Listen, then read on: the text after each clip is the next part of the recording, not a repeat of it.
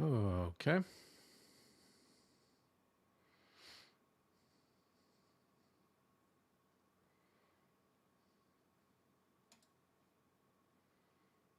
Good evening, guys.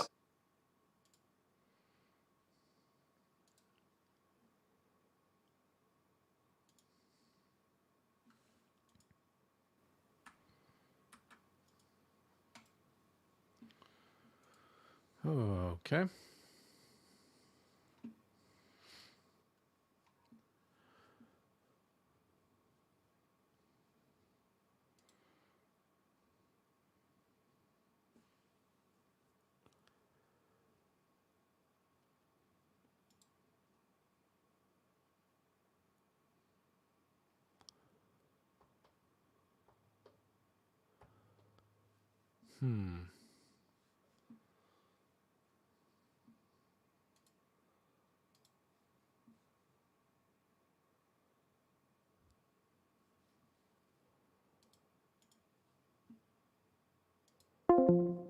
Oh, okay.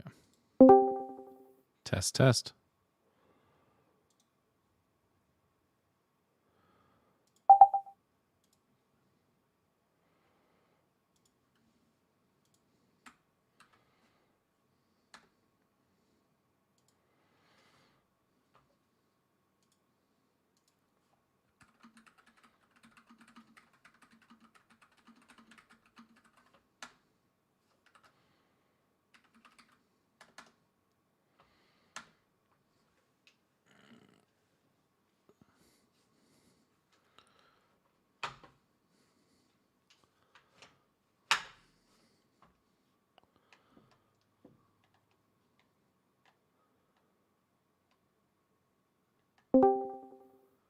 Oh, Hey, what's Pat. up? I just got home. Nice. Yeah, just Oh, hanging out. hold on 1 second. Fine.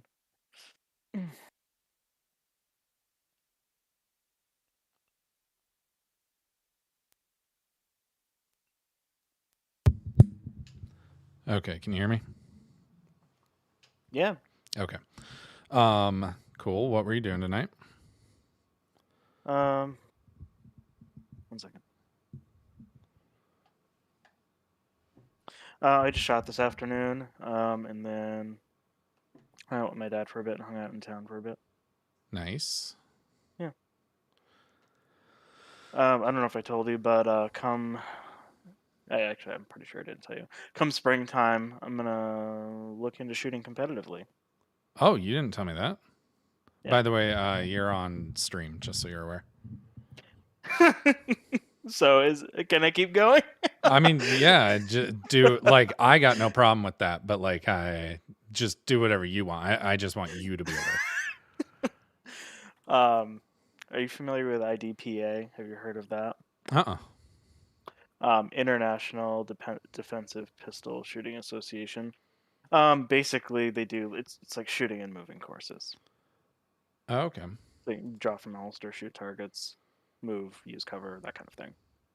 And you're timed, and you're limited to how many rounds you can have in a magazine, yada yada.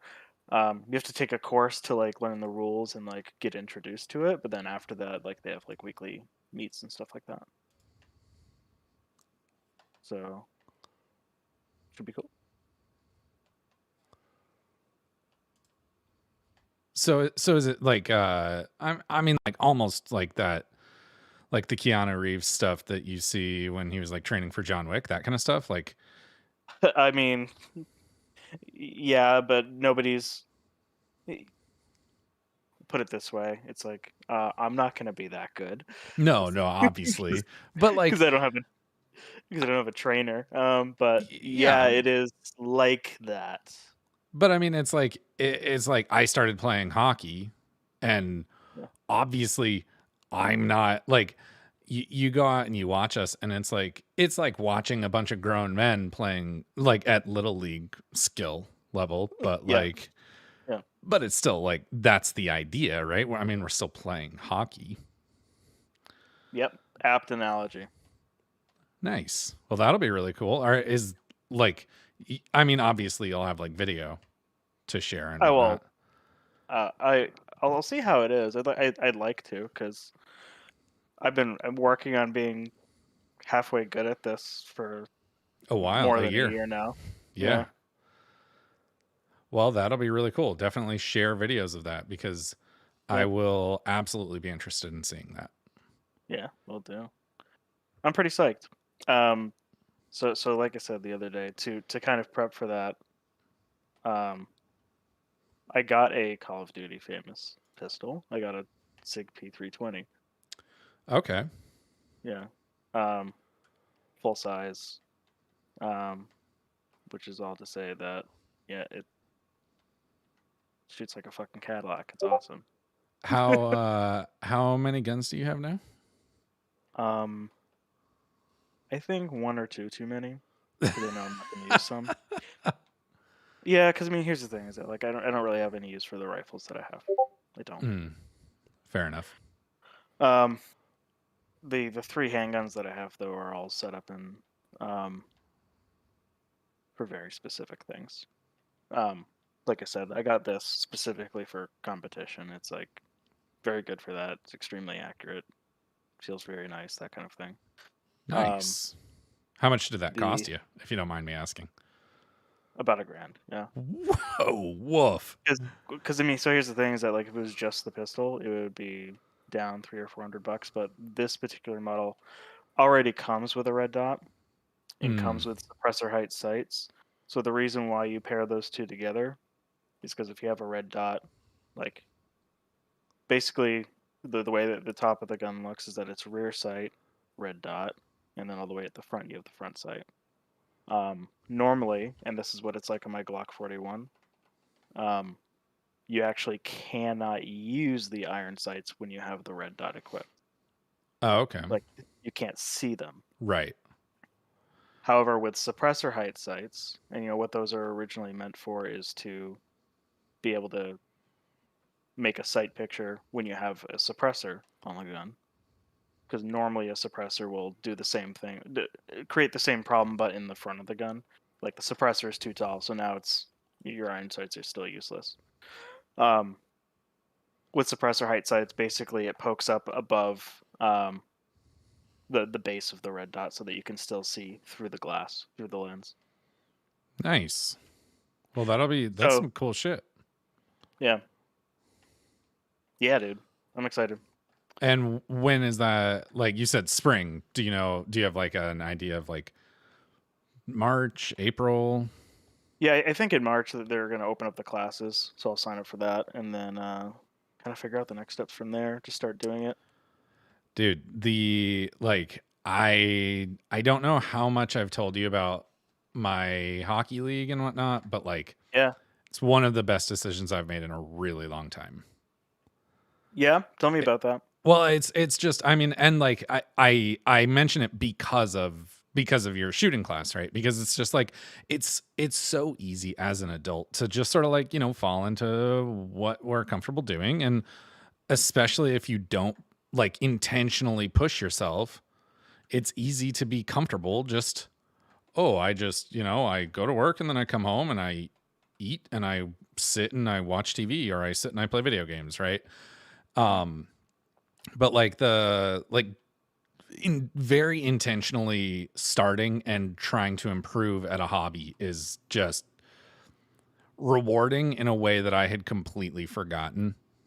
Yeah, for sure. And so like this sounds so cool, especially since it's like already an interest of yours. It sounds like it's going to be awesome. It's going to be like such a great way to like get out and do something and like be active while also doing something that you really really enjoy, right? Yeah. So I'm not gonna lie, I thought this was pretty funny when I was because I took a basic pistol course a few months ago, maybe 2 months ago now. I don't know if I told you that. And it was basically just because like I interviewed to be part of the there's like a fishing The game club in Scarborough. Yeah. So I have access to their ranges and utilities and stuff. Um, and they're like, "What's your level of training?" And I'm like, okay, tough question because like I have been like teaching myself and like being careful about it, but no, nobody's ever trained me. Yeah. Like, I have myself. I have no formal training, and kind of sketched them out. So it's like, that's fine. We're gonna have you take a course. Yeah. Which is like, I mean, that's such a, I don't know. Yeah, There was so much, like, I guess to get like really into the weeds, like there was so much bullshit with Prudential, but one of the most valuable things that Prudential ever gave me was like, in my entire life, feedback is always a gift, right? yeah, sure. And so like, you guys want me to take a class? Let's then like absolutely. You guys know what you're talking about, right? So I'll Yeah. go take a class. So yeah, I felt that way. The thing is, and I'm gonna say three deadly letters because it's an institution and it's a standard. The NRA basic pistol class. It's what was taught, right? That's Right. what I took. Yeah. Um, it is designed for people who have zero experience. Oh, That's okay. that's the thing. And so I bet you did like Uh, pretty well, right? yeah. So I mean, and so the thing is, it's mostly classroom and it's some shooting, and the classroom stuff was. Uh, I don't think I learned anything new, and that's not really back padding. It's just that like it's stuff that's very basic. Right. But Um, like stuff that because you've been shooting for a year is very basic to you, but like also at one point in time there was a time when this stuff needed to be said to you, right? yeah, I think so. It's a bit gray because like you're playing Call of Duty right now. Yeah. There's a lot that you glean from video games that's accurate, and there's a lot that's inaccurate. But I don't know. I don't know what makes it easy to figure out which is right and which isn't. But a lot of it I know because of video games, which is some people don't It's want to know that. yeah, I mean some people don't want to hear that, but it's like, well, and obviously you can't say that too liberally, but at the same time, I don't know. It's a For tough making jokes, you can't say thing it to liberally at all. yeah. Yeah. It's a tough line to walk, right? um, yeah, it's funny though because like, so you know how GameSpot has the guy from Royal Armories doing his Yeah. videos. Yeah. You see how IGN has clapped back, and now they have Ian McCullum from Forgotten Weapons doing similar videos. I have not seen that. Are you familiar with Ian McCullum, No. Gun Jesus? No. He's not officially Gun Jesus, but like his videos are so. Uh, basically, anytime either of those folks have looked at Escape from Tarkov, they are universally like, yeah, they got it right. Oh, yikes. Like Uh Escape from Tarkov got it right. It's a good thing. yeah, no, there's a guy on my hockey team and I asked my whole team. I was like, "Hey, do any of you guys do any gaming?" And this guy Grant goes, "Well, I play a lot of Tarkov." And I'm like, "Oh, okay." And then I like that definitely tells me something about you, Grant. And I mean, Yeah. Grant's a wicked cool guy, but like then I sent a picture of my like desk setup to Grant or to the team, and Grant's like, "Great, man, now play some Tarkov." I was like, "Nah, I'm, I'm not a masochist." I own it. I have played it. I don't feel like playing it. I might get back into it though. Well, I It remember is. you and Justin used to play it together. Yeah, we tried one or two times. Honestly, that game is actually exponentially harder to play with other people. Oh, really? Um, there are no indicators of who you're playing with when you're in game. Yeah, I know that. I watched Linus try it out with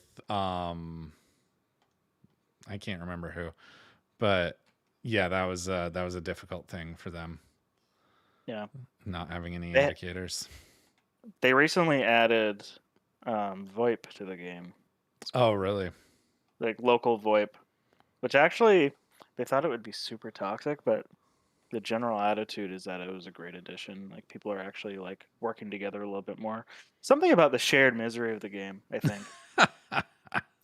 like because everybody is just in this constant state of, dude, I'm just trying to get this quest done. Like I've been trying for fucking years. Like, will you help me, or like, will you leave me alone? Yeah. Like, Either dude's help like, me dude, or leave me alone, please. and they're like, dude, been there. Have fun. I'll talk to you later. Oh, that's hilarious. Um, um, okay, but actually, I was telling a story, a short one. Yeah. So I did the NRA basic pistol class, and when I was shooting, like, I was shooting really good. Like, it's kind of weird because like they have you do it's this whole target setup, but you're shooting from like 4 feet away. Okay. Now that sounds, I don't know if you've shot like handgun, but like Yeah, a few times. depending on your level of experience, you hear 4 feet away. Let me put it this way: if you've never shot a handgun in your life, and you're 4 feet thinking, away is a long ways away. I would say you're thinking 4 feet away is like nothing. Like I could hit anything at 4 feet away. And if you've never shot a handgun in your life, you'd be surprised at how hard it is. But you have some Right. idea. No, that's Um, the thing is I have shot enough guns to know that shooting guns is very difficult. yeah, handgun especially. You know, with a rifle, if all you have is time, which in real life is never the case. Right. But that's the thing, is that if all you have is time, you can hit a bullseye. Yeah. Um, Shooting fast and on target with a handgun, even at like 5-7 yards, like that's basically all people train to do for the rest of their lives, is just mastering that. Yeah. Because doing both at the same time is hard. Yeah. So, anyways, my point is, um, hit all my shots, shot very tight groups, like 1-2 inch groups at 4 feet, and other people did a lot worse. Like, you get the John Wick award today, is what they said. From the 4 feet away. Yeah, I know. It certainly makes you appreciate like the talent that Keanu has, right? Dude's Obviously, like trained with professional trainers and whatnot, but like, dude's good. Yeah, dude. And like, have you seen like the video? You've seen the videos of him Oh training. yeah, yeah, like him Yeah. on the range and like switching guns and switching targets and like moving and whatnot. Dude's really good. Like, I'm especially impressed by anybody who can do like the 2 and 4 shell reloads on a shotgun. oh yeah, Have you ever seen that? Like they uh-uh. don't even use a tube; they just line them up and then like push in 2 4 rounds at a time. Wow, Yeah, and he does it in one of those videos. It's pretty crazy. yeah. I mean, the dude's wicked cool. Yeah, he is. But well, that's pretty awesome. So later on this spring, I'll expect videos. Well, yeah, hopefully I can make it happen. It means I have to have a willing witness. That'll be probably the harder part than actually getting out there. But I'll see what I can do. Yeah. I'd like Well, for there to be proof. Like I've been hiding this basically because you know how I'm politically aligned. Like, yeah. I mean, it definitely doesn't jive with your politics, but um, well, I mean, yeah, I won't go too far down that road. But basically, the further left you go, you get your guns back. You know what I mean? yeah. Well, so I mean, and like you know me, as I consider myself very liberal, but like kind of old school liberal, and I'm also more interested in building bridges and understanding that we all have differences, and so hey, not every single thing you do has to jive with every other thing you do. Yeah, that's totally true. Um, yeah, I mean, put it this way. I don't meet basically anybody who is politically aligned with me by doing this. Yeah, yeah, no shit. It's like, oh my god, it's. I'll just say it's too bad. Leave it at that. I just Well, don't talk to these people about anything other than what we are immediately in doing. exactly. Well, how does Molly feel about it? She's not thrilled by any means, but it's not polarizing either. Like It's not like causing problems in your It relationship. is not causing problems. No, and she lets me do it. Um, we don't talk about it, but she realizes that I do it safely and that I don't involve her, and like, it's just like it's just isolated. But she's not gonna like come watch you or anything. No, probably not. Yeah, that's a shame. If I were Yeah, there, I would come watch. thanks, man. I mean, it's just cool Well, stuff, right? yeah, I mean, here's the other thing for her, and like it's like a loud noises thing. It's a loud, Oh sudden, yeah. unexpected noise, and like even with ear protection, like it's still pretty loud. Yeah, they're guns, so yeah. Yeah. Y- Um. I Yeah, mean, and like pistols aren't so bad. I will say one of the worst feelings in the world is being next to somebody in an indoor range when they're shooting an AR-15, basically 5.56. yeah. Because uh well, I wonder actually.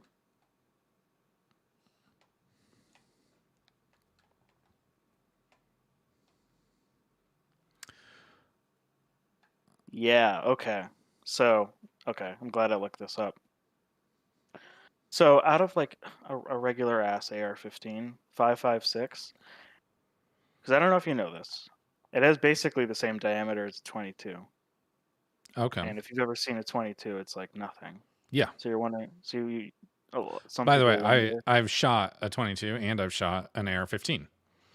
Yeah, so they obviously feel different. Yep, Big very.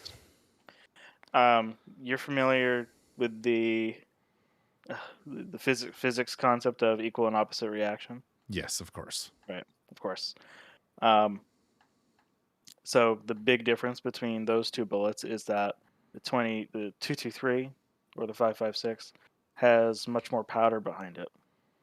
But Hmm. because it's such a small cartridge, it comes out of the barrel at something like 3,000 feet per second. Yikes. It's extremely fast. Yeah.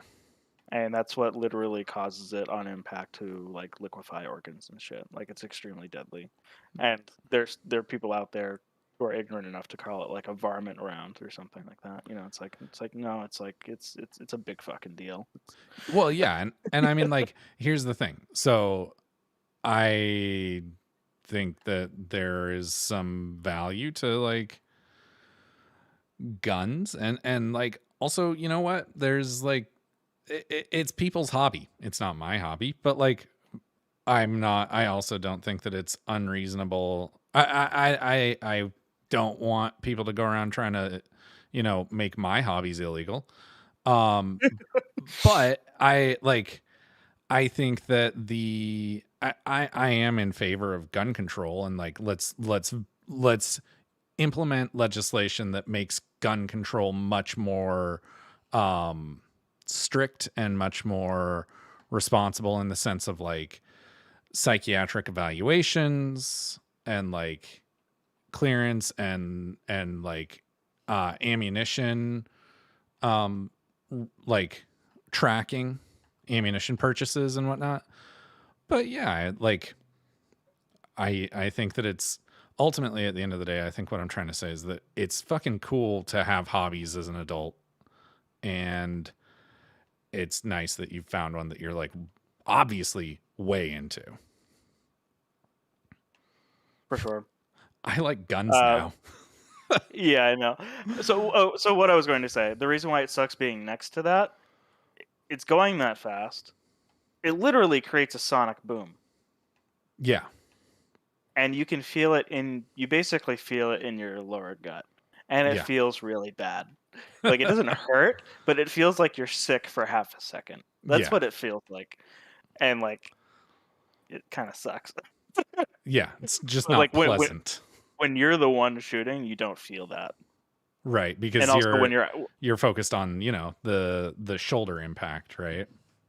well, yeah, I mean also I don't know what the physical explanation is, but it just doesn't feel the same because you're Okay. not you're at the point of where that sonic boom is originating, or you're behind it.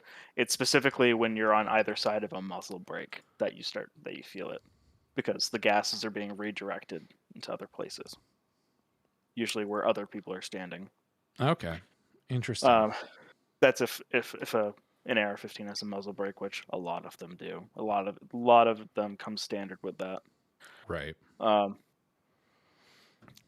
and I don't know what I was gonna say. It's basically just not the same with other guns because like 45, for example, like it's loud, but it is technically subsonic. Naturally, it's less than 1,000 feet per second. Hmm. 9 millimeter is faster, usually 12, 1,300 feet per second, so it's technically supersonic, but it does not feel like the 5.56 because it's going so. Right. Well, yeah, I mean it's definitely like it's cool stuff. And Yeah. I think that like I don't know. I think that just politically, like just like everything else, I think that there are people on both sides of the aisle trying to sensationalize it, and it's like that's not the solution. Let's just look at like actually what it is, and ultimately, guns actually are deadly weapons. So let's treat them as such and make sure that they're Hmm. handled responsibly. But when they're handled responsibly, they can be fucking cool and fun. Yeah. Did you know that suppressors are legal? Is that new? No, Really? they're not easy to get though. No, no, They no. make, but it's more of like a bureaucratic difficulty, not like I don't even think you have to go through another background check. You might have to, but you have to basically file all these forms, like send in a passport photo, Yeah. and there's a long waiting period. That they've so that they know that you've got it and know that like when you got it and whatnot. Yeah, it's like intricately documented. But basically, like there's a place in Gray, where I actually got the SIG that they had some suppressors, and if you want to buy one, it's just one of the few cases where you can't leave the store with it. Like you can start the Right. process there and say, I want that one. And saying, okay, it's gonna be 9 months or something. Which I mean, like I don't know if it should be 9 months, but I think that should be the way most or like basically all gun purchases happen. Is like you should not be able to go in and be like, yeah, I want that one, and then leave the store with it. Well, they do a background check there, but I don't know exactly how deep it goes, and that's that's usually where the point of contention is. Yeah. Um, I think a system that might be friendly would be to, yeah, I don't know, basically asking any form of bureaucracy to be efficient and friendly to the person is just impossible. Right. So Well, I don't know. two people watching my stream. I bet you motherfuckers didn't think you were gonna tune in and tune into a Call of Duty stream and hear two assholes figuring out how to solve gun control problems in the United States. Unless you're one of them, Dom. In which case, I mean, I'm looking at one person. and if you are you one of them? No. Oh. Penis. Oh, look who it is. Penis. Tim, When by the the fuck way, did you join? Tim, just now. You're on stream right now, Tim. Just so you're aware. Cool. Keep saying penis. I'm not sure if that's against TOS or not. It's not. Fuck them. How far into Vanguard are you? Not far. It's been difficult to get the motivation to play it, but whatever. I figured I would. It's Ugh. it's okay. I paid $40 for it. Oh, that's not bad. Yeah, I still kind of want to play this campaign, even if it's not good. Like I just kind of wanna. Yeah, anytime they go back to World War II, I'm down. Yeah, so but like I'm gonna have to wait, cause here's the other thing. If I were to download it, you know what I mean. Mm-hmm. They If you they were to actually, pirate it. if I were to download it, um, well, basically I can't because the last, I don't know the last Call of Duty game that got cracked, but Modern Warfare 2 or just Modern Warfare 2019 was not one of them. Any of the games since the Yeah. like they have Denuvo. There's a lot of online validation or whatever. None of them have been cracked. Yeah. Tim, So what was the last one you played? Last Call of Duty I played? Yeah. I know it's been a minute for you. Probably Ghosts. Oh, yikes, dude. Modern Warfare 2019 is totally worth it. I disagree. Really? Yeah, I didn't. In fact, I thought that one was not good. I remember you liking it when we talked about it. That being said, I liked it a lot. It was very cool. There were some strengths about it, like that one mission in the house in London was awesome. Yeah, there were two house clearing missions that were really cool. Yeah. The But London then one was cooler. Yeah. But then there were also moments like when you're the little girl running around the house fighting the guy with the screwdriver that it was like, Fair. this is so fucking dumb. Like, this is just above and beyond stupid. And like the critics just fucking adored that game for that mission. And it's like, what? This is like borderline offensively bad. All right, fair enough. I'll tell you what. Here's a warm take. I revised it from hot take before I said it. Okay. Black Ops Cold War was pretty fun. It was Oh, not yeah. a great campaign. But I think if it ever goes on deep discount, you totally should play it because it is definitely the weirdest Call of Duty campaign. I'll just play it next year when it comes to Game Pass. Oh, really? Yeah. Is that or are you speculating? Because that's probably going to happen. But if they confirm that, No, they haven't confirmed it, but like, I mean, look at all the other studios that they've acquired. yeah, fair enough. But yeah, dude, it was such a ridiculous campain. Like it Yeah. goes to some weird fucking places, and it Uh, has kind of a cool plot twist. But like I like that Black Ops is their Is there a place to weird do one? fucked up weird. Yeah. Yeah, no, definitely that's where they like stretch that muscle. Tim, I am gonna go out on a limb and I'm gonna guess that not only is the last one you played Ghosts, but I bet you played Ghosts on Wii U. No, I didn't. Oh man. That Played would it have on been, Put on Xbox. Wii U. that would have been priceless. But yeah, that game came out on Wii U. See, I know better than to play a shooter on a Nintendo console. Yeah. Honestly, yeah. It's a Doom miracle that Eternal. yeah, Doom Eternal run. That's exactly what I was about to talk about is Doom Eternal runs on Wii U or on Switch, which is just like, what? And I mean, like, obviously it doesn't look good. Honestly, I was trying to knock on all those people that like GoldenEye, but that's just me. Oh, Tim, why are you doing that? I mean, dude, I loved it back in the day, but it's like it doesn't hold up. Like we should all be honest about that much. No, Oh, yeah. Like anyone who is wanting GoldenEye to come to Switch Online, it's like, you should not. Nope, don't want that. Because you guys should just be like, just be happy that that game is such a treasured memory and let it continue to be that, a treasured memory. I watched it must have been G-Man Lives. Are you familiar with his videos? So it rings a bell, but I don't remember any of his videos specifically. Aggressive Australian dude who reviews a lot of retro games. Okay. Reviewed That all be of way the, more specific. Aggressive Australian. He's probably the less popular one, I guess. I can't think of anybody else.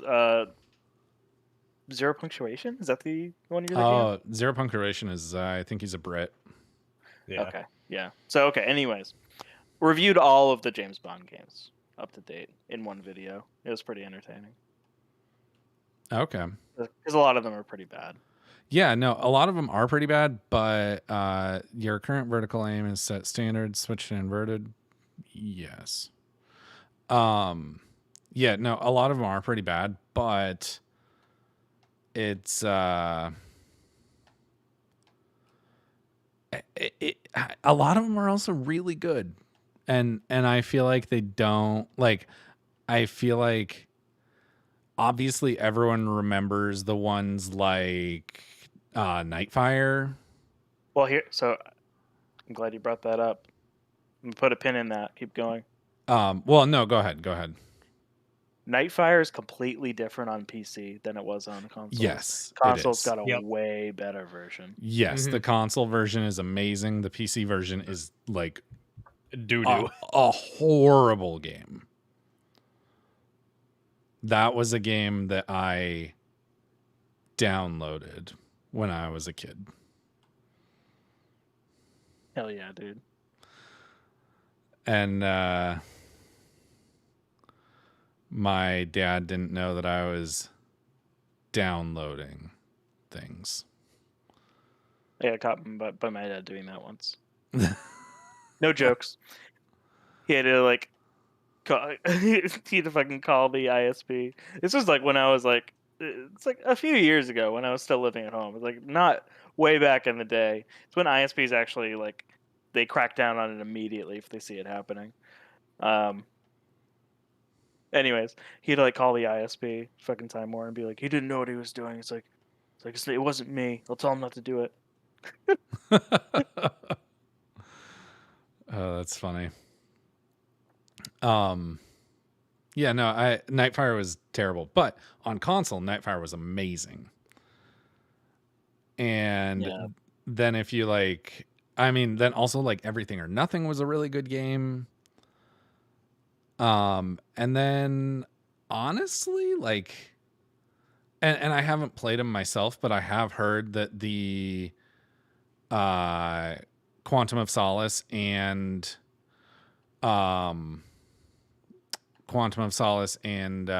Bloodstone are both pretty good. I don't remember his criticism for Quantum of Solace, but the thing that did stick out to me was that most of the missions were actually about Casino Royale. Casino Royale, and like 4 missions were about Quantum of Solace, and they were all kind of vague. So there's a YouTuber called Mini Me that actually got in touch with the developers of Quantum of Solace, and they weren't allowed to see the movie or the script before the while they were making the game and before the movie came out. And so that's why it's mostly Casino Royale, is because they were like, okay, well, we know what this story is, so we're just gonna make this one because we can't really make a Quantum of Solace game that tells a different story than the Quantum of Solace movie. But it's his video on that is actually like really interesting, definitely worth a watch. Completely unrelated, and also probably not something you'll go for, but the director's cut of Death Stranding is releasing on PC on March 30th. Okay. I'm actually psyched for that because I'm less than halfway through a playthrough of that game on PC, and I heard a while ago that this was coming but unannounced. I'm like, I don't want to play any more until I actually have this. If So I'm excited for that. if I go back to that game, I will upgrade my PS4 copy. Yeah, it's not a bad idea. because I can upgrade the PS4 copy to the definitive edition or the director's cut on PS5 for It's like $10, isn't it? yeah, $10. Yeah. Tim, you didn't play that one, did you? No. But you love Zone of the Enders. Yep. Those games are great. God, though, the VR game is really hard to sit in for more than like an hour. Like, that's the only VR game I've ever gotten a headache playing. Oh, really? Yeah. Huh. You know what? I have gotten a headache playing a VR game, but it was after like, I think I played like 8 hours or maybe 10 hours of Resident Evil in a day. And Really? I finished the game and I took the headset off and I was like, oh, okay. Now I'm kind of feeling sick. The PC upgrade will be $10 as well, apparently. Which is Oh, good. okay. That's not bad at all. So That's you not won't bad. have to like you. That's cool that they're letting you just buy an upgrade on PC because that's typically not something that's done on PC, right? Just because it Zach's doesn't here. have to be. Zach, That's by the pretty way, wizard. everything you say is on my stream, just so you're aware. My to answer your farts. question, Patrick, I mean, it's at anybody's discretion. I'm not sure, but it is good that they're making it Oh, yeah. as straight as possible. No, that's really good. That's like very consumer friendly. Do you think that there's any truth to the Microsoft rumors with them? With Konami? No. Konami didn't do Death Stranding Oh no, yeah, you're right. with So, Kojima. I don't know. That can be bad. I guess. I don't know. Well, so Kojima's been all Sony, you know. yeah, well, so like the rumor isn't that about acquisition, which I mean, at this point, any Microsoft rumor, any rumor of like, oh, so and so is working with Microsoft on like an exclusive game, to me is, oh, so and so might get bought by Microsoft. But no, the rumor is they're using like Kojima has an idea for like a cloud enabled game that would basically like demand Azure. Huh? And so like Azure? What is that? Microsoft's server technology. Okay. All right. And so so the rumor is that they're going to be partnering for Kojima's next game.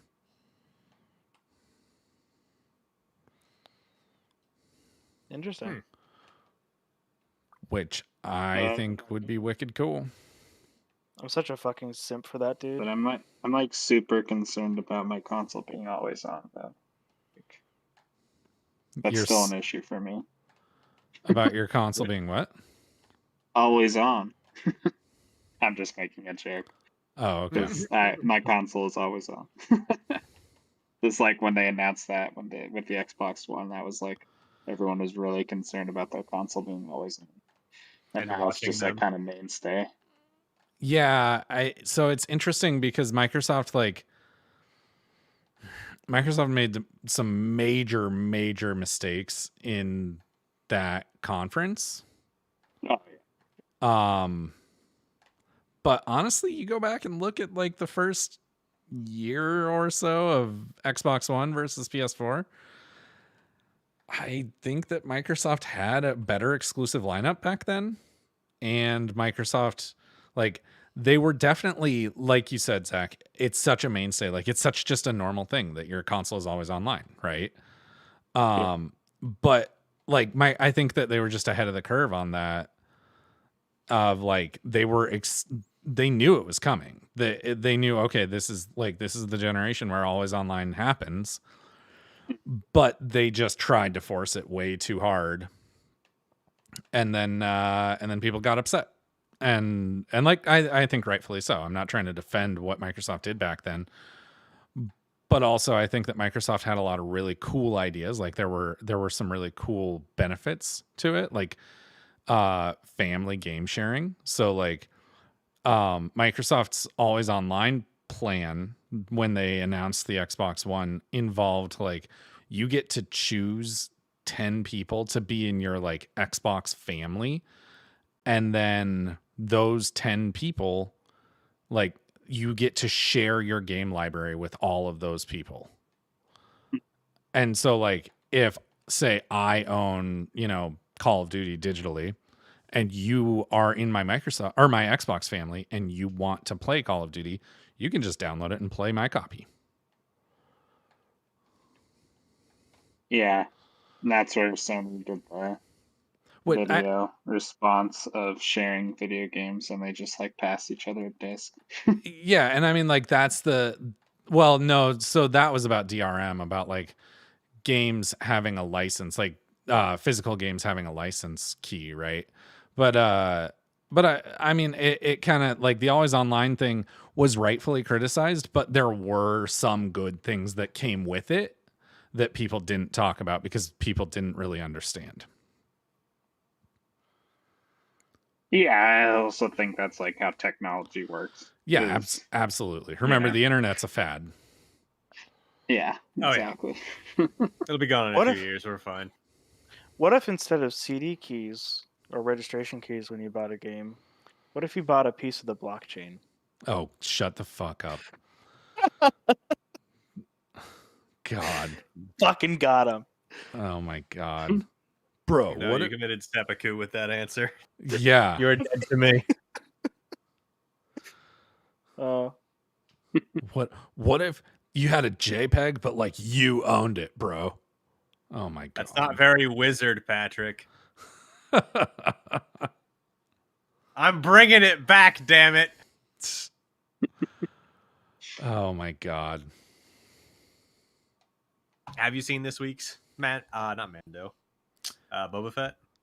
No, Patrick? I don't love that show. Sorry. Do yourself a favor. Watch episode 5.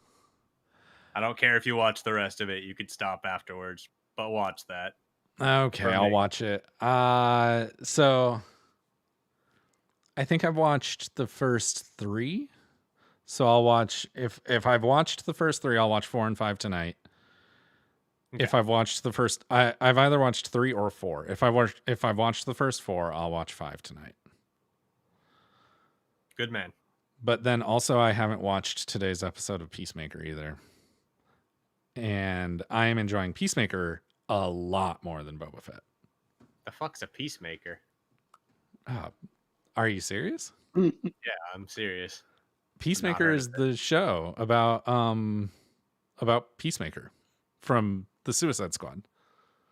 Yeah. Had no idea. Oh man, fucking John Cena playing like semi-racist supervillain who thinks he's a superhero. Like a semi-racist anti-hero who thinks he's just a straight up superhero. And Oh, it's on HBO. That's why I don't know it. it's have so HBO. good, dude. And he has a pet eagle named Eagly. I wouldn't call Peacemaker. I don't know that Peacemaker is racist. Is Peacemaker racist? Well, no, it's there was like it's an I thought ongoing his dad joke. was. It's a running joke throughout the show that he is a little bit like subconsciously racist. When he's like, well, what am I supposed to just ignore crime when it's happening right in front of my face?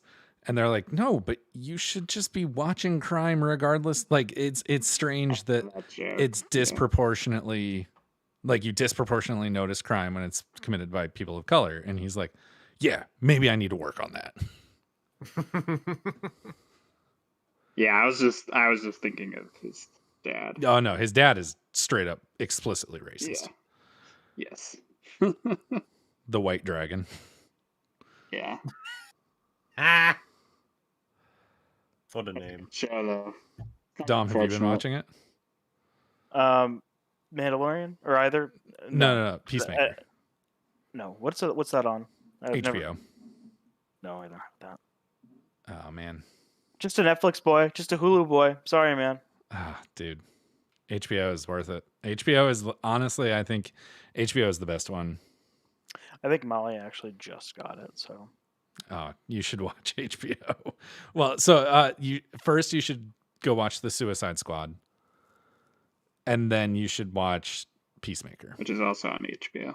Yes, Wait, The you mean the Suicide movie? Squad. Yeah. this is And- different One than with the. James Gunn.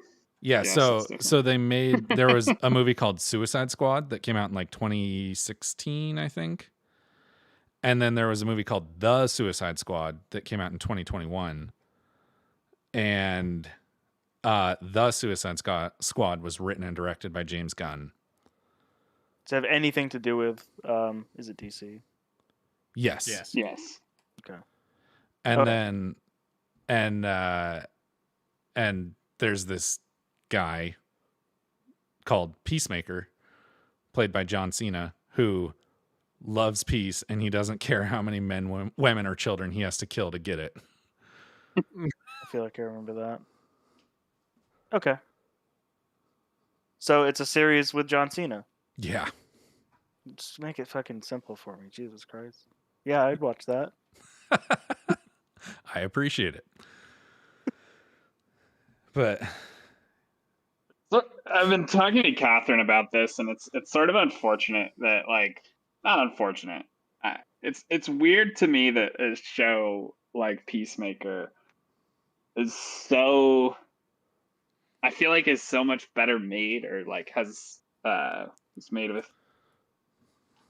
I don't know what I'm trying to say here. Drawing and talking at the same time sometimes doesn't work so well for me. But I just think it's so much better than the superhero shows that we've gotten so far on Disney Plus. oh, it's so And- much better than the MCU shows. And it's unfortunate because I feel like it shouldn't be. Well, I mean, it's just Like- wild to me that like DC is DC. Yeah. But like, I don't know. I think that they're Well, it's finally. just the reason I think it shouldn't be is because Peacemaker is a character that, like, if you were to walk up to some random person, even after the Suicide Squad came out and say, "Who's the Peacemaker?" Like, they would be like, "What? What are you talking about?"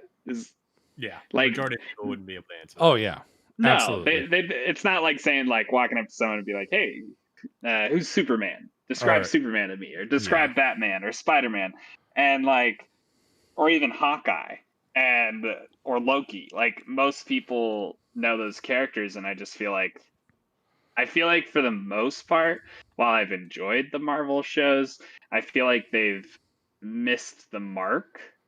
Oh yeah, in quality. yeah. No, absolutely.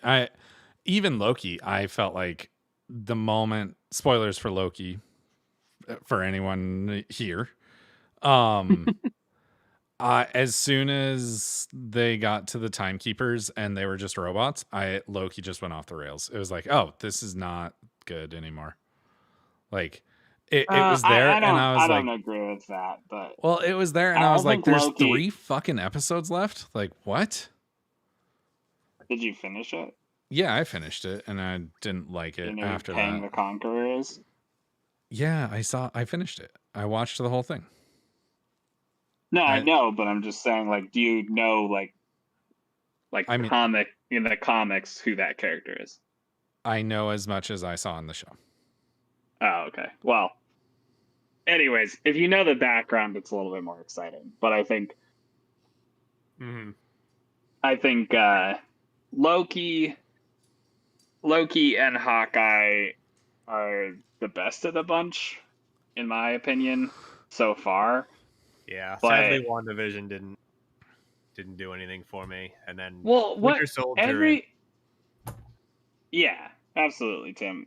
What I was gonna say is like every one of those shows has what I like to call a CW moment where I'm watching it and I can recognize the fact that it's like they didn't put enough money into this scene, or Mhm. it looks like Yes. TV. Absolutely. And that really bugs me, especially when you like go and watch freaking Peacemaker in the first it looks episode, and you're like, fantastic. it looks like a fucking movie. Yeah. Like the entire thing. The production And value the effects. the production value of the MCU shows is shockingly low. Yeah, and I just like I'm not really. I mean, I'm a fucking, gonna keep watching it, but it's just like because it like ties into other shit. But it's. I hope that they push the quality and they start spending more money. And luckily, we have started to see that with Star Wars. Like Mando season 1 was, you could see the gaps in quality and the gaps in the like CG effects and all of that stuff. And now with Book of Boba Fett, I think like they're finally giving it the money it deserves, and to really just put that extra coat of paint on. And if you're not fully up to date, like not every single episode this is true of, but like for the most part, it hits more than it misses. I mean, I've seen either 3 or 4 episodes, and every single episode I've seen, I've thought this looks bad. Like the production value of this looks very bad in the same way that the Marvel shows look cheap. I think Book of Boba Fett, what I've seen of it so far, looks cheap. But I don't really agree with that, but I think Disney I don't agree with that at all, actually. I think Disney is struggling to find their legs in the streaming game, whereas HBO is just saying, okay, we have been making like super high quality, like premium television for years. Yeah. HBO is a different beast, kind of. And now we just need to convert it to streaming. Yeah. And so like Warner Brothers is much better off in that space than I think Disney is. Yeah. But I think at some point get the answer. And I think Tim and I are both sort of in agreement with the Book of Boba Fett. There's one specific episode where I felt like there were a lot of misses on quality. And the episode with like the biker gang kids. Yeah. That looked so bad. That was not a good chase scene. That was the slowest chase scene I've ever seen. It was so lame. But 4 and 5 are really good episodes. They bring really it back. solid. Yeah. Okay. And five really especially. good quality. I know Zach will agree with me that this week's episode Yes. was the 5 best of the was bunch. fucking insane. Like, if anything, they took money away from the fucking Vespa biker scene and put it into episode 5. Okay, so the Vespa biker episode, that was 3? Yes. Yeah. Okay, then I've seen 3. Because that's the most recent one I've seen. Yeah, I did not like that scene. I didn't like that episode. Nobody liked that. But it's But I also think though that the thing with the Star Wars shows and the MCU shows, or even like Peacemaker aside, let's take it out of the conversation. But the thing of like, one thing I like about, I'm gonna circle this and make a point on just Star Wars. The thing I like about it being episodic is that like, if one episode misses, you still have more chances for something to land. And like, especially with how much the sequel trilogy I've soured on, and wait, really? And I felt like missed. Yeah, I mentioned that in Discord.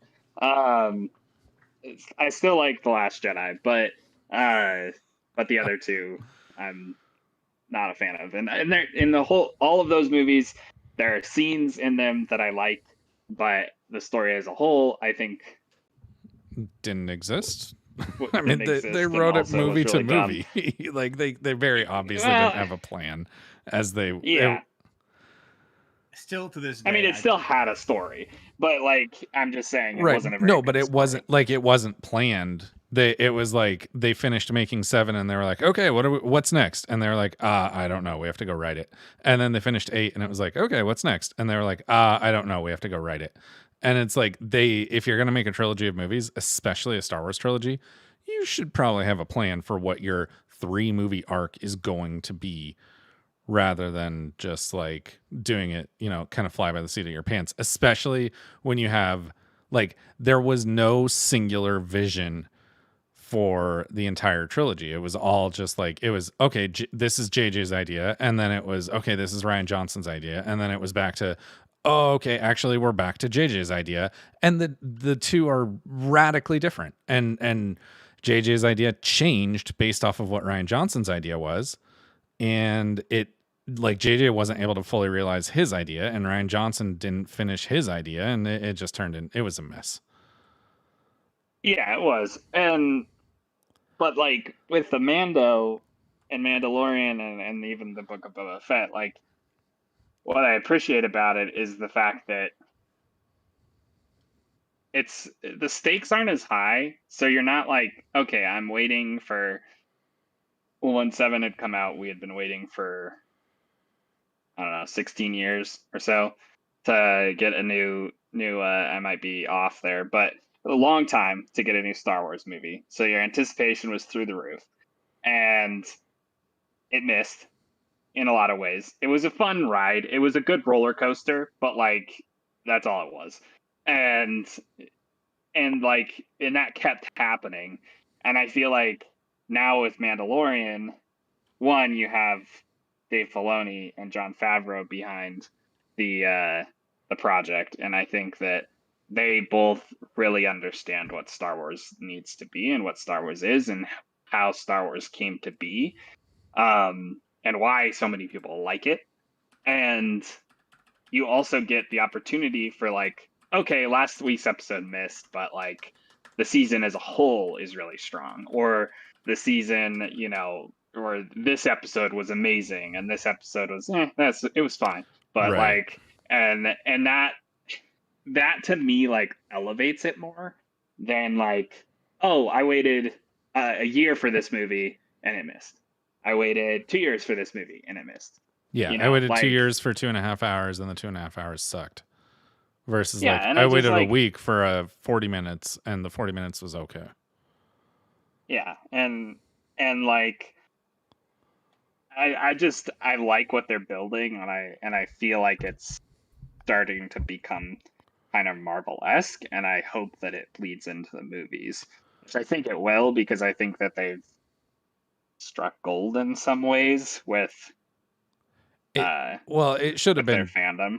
It should have been Dave Filoni a long time ago. Like the fact that Oh yeah, Kathleen Kennedy stuck around as long as she did in the role that she was in, like she's still running Star Wars, obviously, but like they needed to put Dave Filoni in charge of the whole thing a long time ago. yeah, because he was the one person that had the gusto and the balls to look at George Lucas and say, because George Lucas had some bad ideas. We can all admit that. Yes. And he was the one person. I watched a documentary series on Clone Wars season 3 DVD set or Blu-ray set or whatever.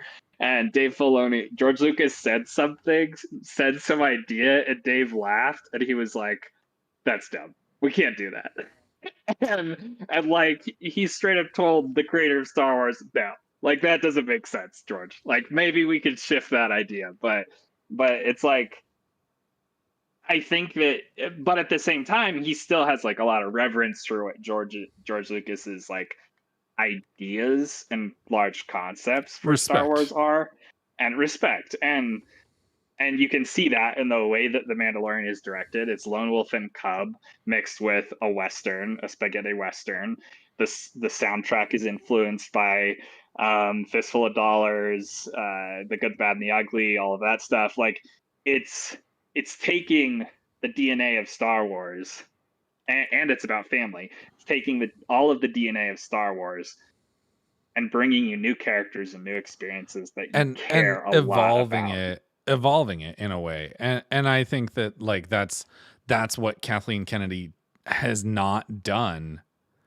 Is like Dave Filoni is absolutely like he was groomed to take over Star Wars after George Lucas, and they, for whatever reason, like they didn't let him do that. And Kathleen Kennedy was like, okay, well, we're gonna stick to like what we know works with Star Wars, but then they did it really poorly.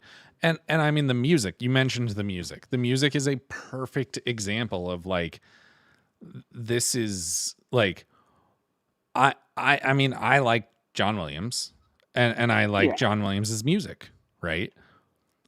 But he should not have scored the sequel trilogy. Like the fact that they had John Williams scoring the sequel trilogy and not Michael Giacchino is like it's the absolute encapsulation of like this is what's wrong with modern Star Wars. Is like they're unwilling to adapt and move into the future and pass the baton to the next people.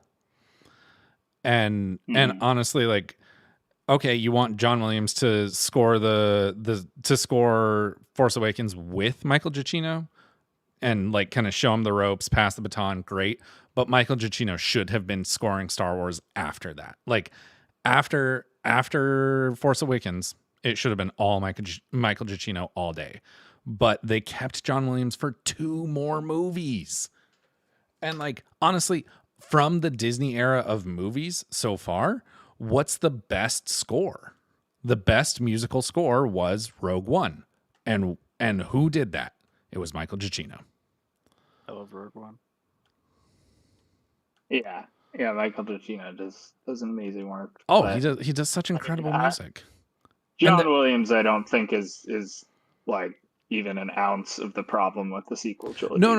No. John Williams is great. I'm not saying John Williams is an ounce. I'm not saying John Williams is part of the problem. John Williams is honestly one of the best parts of the sequel trilogy.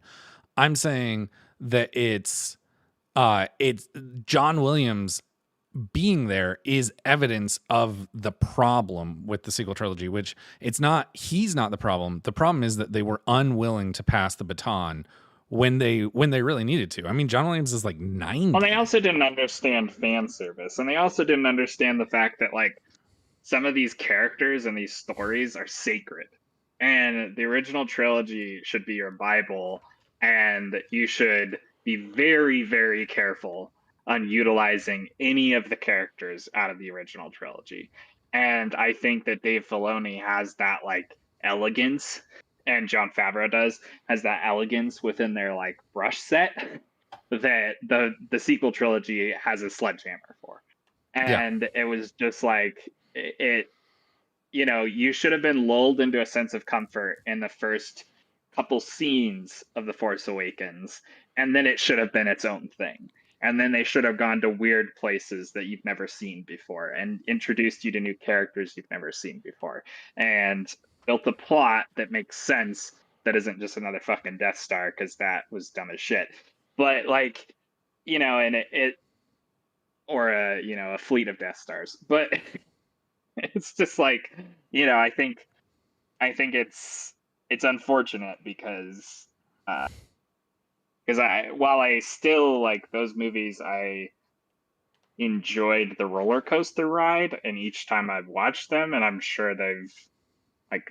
I'll not. It's not like I'm never gonna watch them again, but like, even Force Healing. I just think that Mandalorian, I would be, Even Force Healing, you enjoyed that part.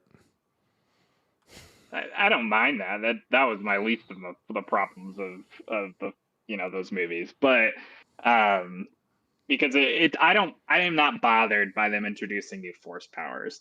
I'm bothered by the fact that they used Leia so much, the fact that they used Han so much. Like, yeah, they leaned way too much on the past. Yeah, and they basically were like, hey, let's take these characters whose story has concluded and then make a new story, and their old story is now depressing as fuck because they didn't win in the end. They And- all got separated. And they Han completely and negated the Leia growth both- of like Luke and the growth of Han and and Leia. yeah, and Luke's character. I get why.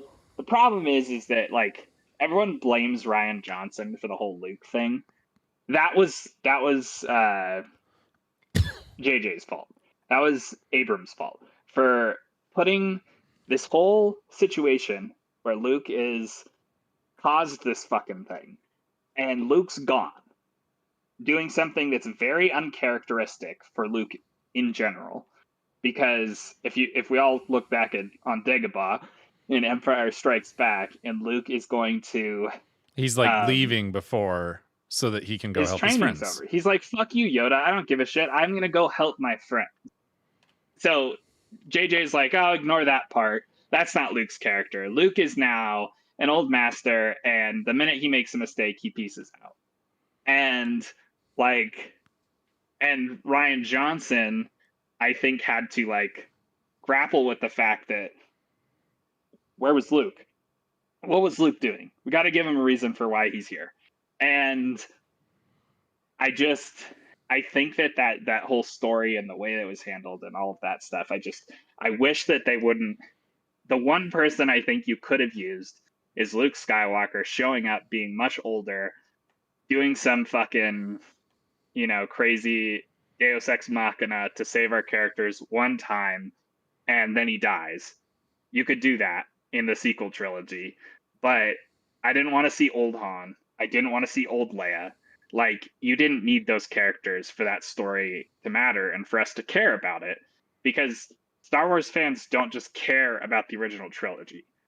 Like, in my opinion, if you're a true Star Wars fan, you read a lot of the books growing up, you watched the Clone Wars cartoon, you probably watched the Clone Wars the Cartoon Network Clone Wars, you probably watched the Clone Wars animated series, at least some of it.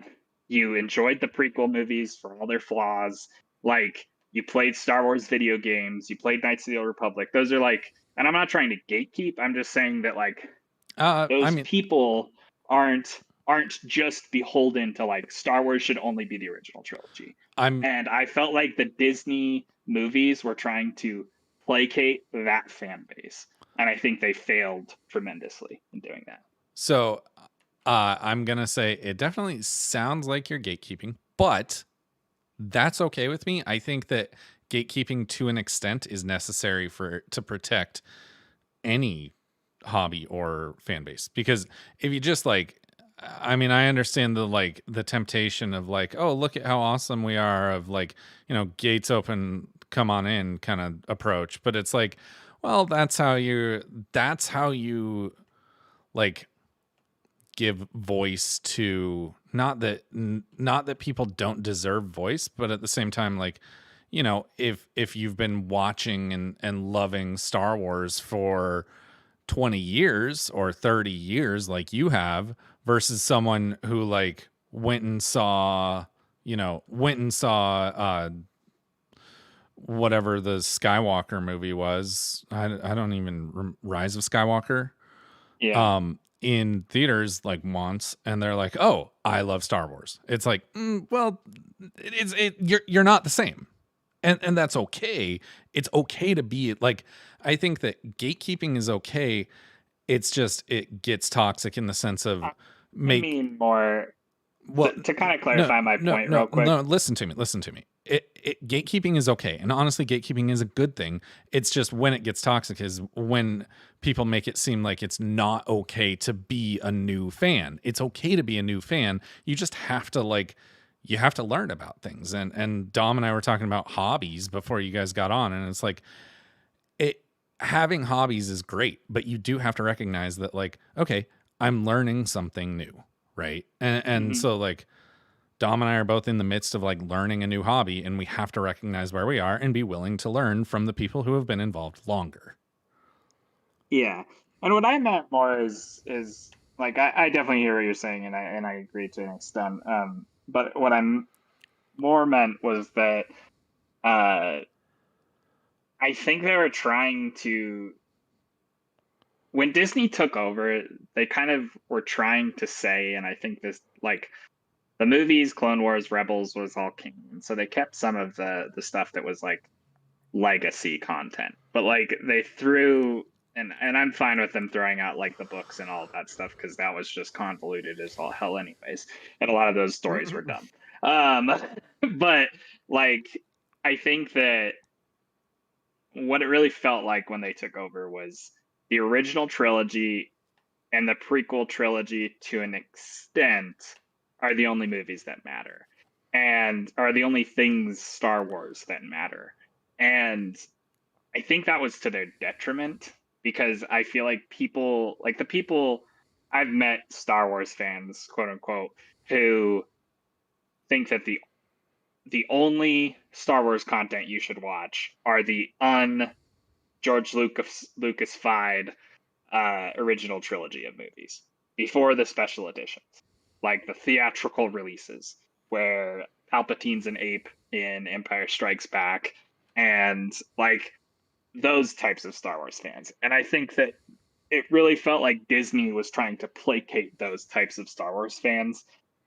And I just think, like, Well, they were just feel like they were trying to cast as wide a net as possible and say, okay, these are the only things that matter, because then in order to be like a, you know, bona fide Star Wars fan, the only things that people will have to watch, they'll be able to watch, you know, sit down and watch what, like 20 hours of movies, and they'll be totally caught up. Like they're on board.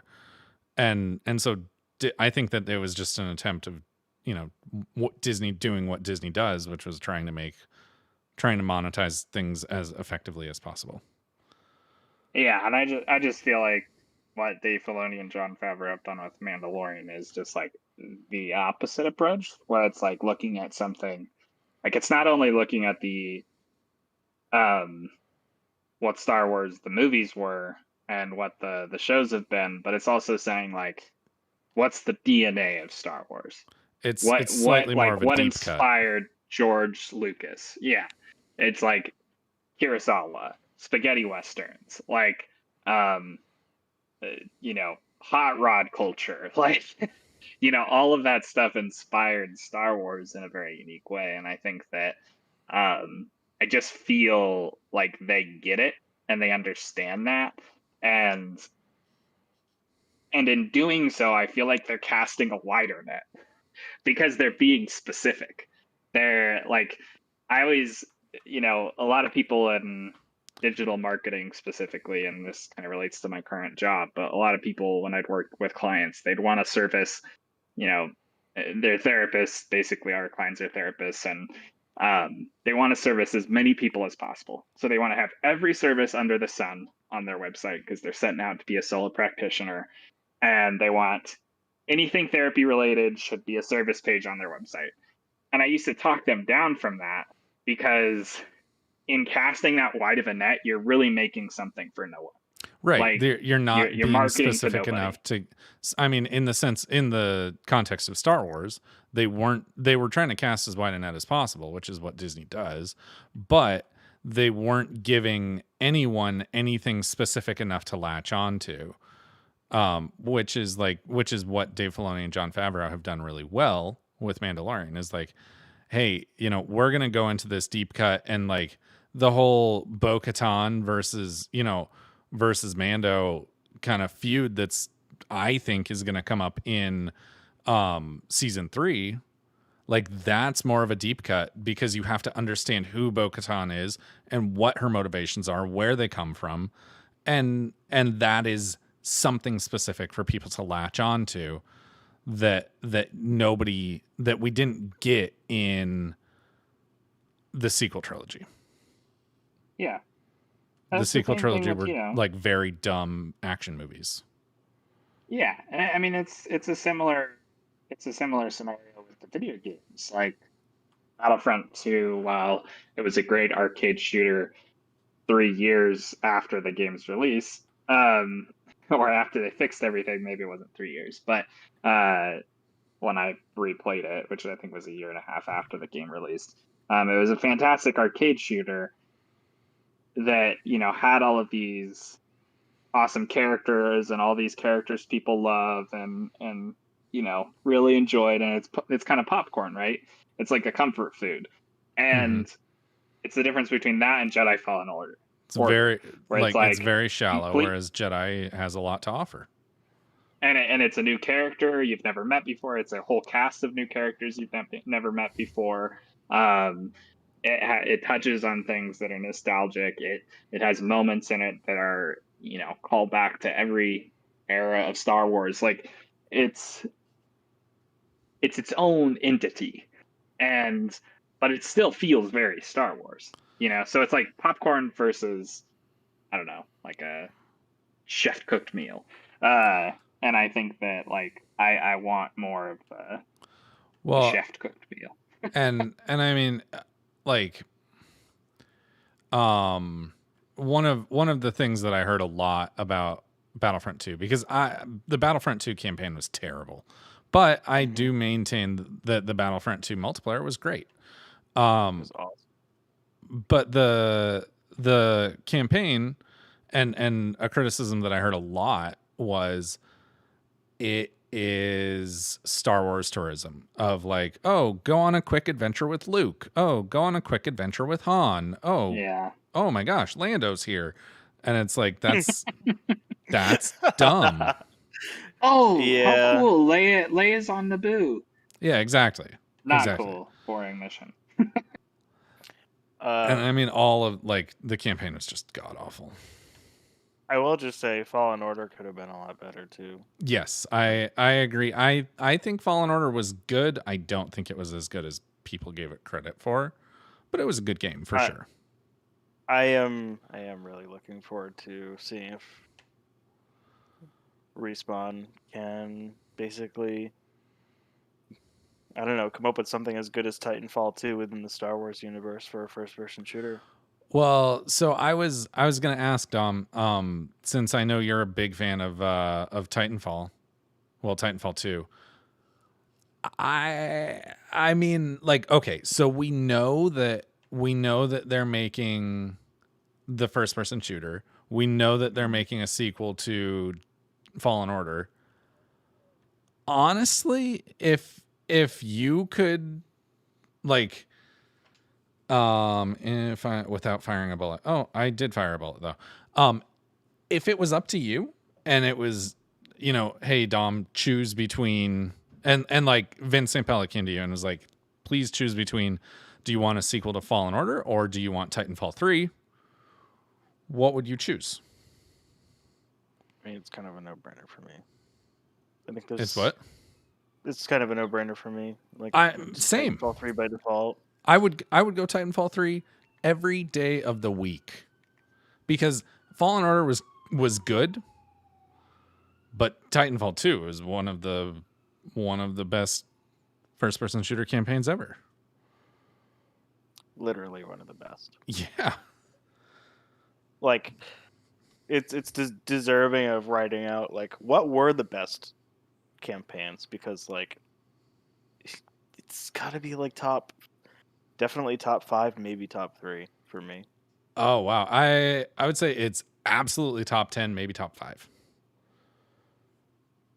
Like Half-Life 2. I mean, the Respawn's in the business of making money, and I don't think they made enough money on Titanfall. Like, yeah, so yeah, you're not wrong. I will just say Titanfall 2 is done dirty. Do you know what other games released in the same week as Titanfall 2, Zach? By the way, No. I know the point you're making, and it wasn't the same week. It was one of them was literally 1 week before, and the other was 1 week after. Oh, really? So it was sandwiched between Battlefield and Call of Duty. Yeah. Battlefield 1. Well, that's their own damn fault. That was a dumb release thing. I know that EA fucking themselves over. It was the publisher's fault, which is fucking EA. Yeah. Well, sure. But and Zach, like I understand what you're saying of like they're in the business of making money, but like I'm in the business of liking the stuff that I consume. And if I could choose, I would choose to play Titanfall 3 over another Jedi game any day of the week. Yeah, I but was like I was I think that's an opinion that I don't agree with. So I Yeah, get what you're same. saying, but like, and Tim agrees with me. I think Fallen Order was amazing. Like I 100% of that game. I got every trophy, every chest. Like I went through, played the crap out of that game, and I think it was.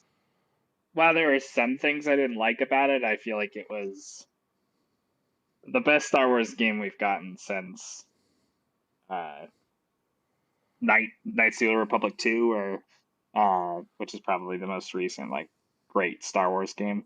uh, dude, I don't even rank KOTOR 2. KOTOR 1, fucking amazing. Yeah, but KOTOR I'm 3 was a saying cash like grab. KOTOR 2 versus Battlefront 1. But like, I mean, there's no comparison there. There's not even like that's like Champagne versus Rolling Rock. But And KOTOR that's all 3, I'm saying. What's wrong KOTOR with Rolling 3, Rock? KOTOR 3 was amazing. So let's just recognize that. I can't recognize that. What are you trying to say here? You know what game KOTOR 3 turned into? The Old Republic. Mass Effect, baby. All right, yeah. Interesting. That's right. Forgot about that.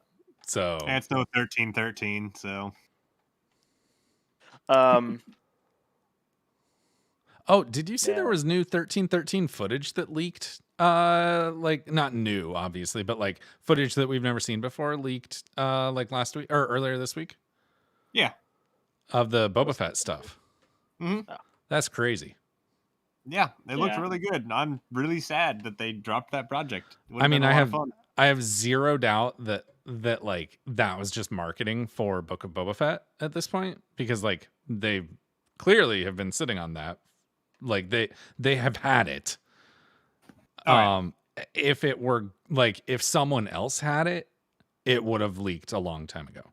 And there's zero chance that like it just coincidentally leaked and like someone found it in the middle of the run for Book of Boba Fett. Like that's just not like Disney leaked that. But yeah, I mean 1313, what a missed opportunity, right?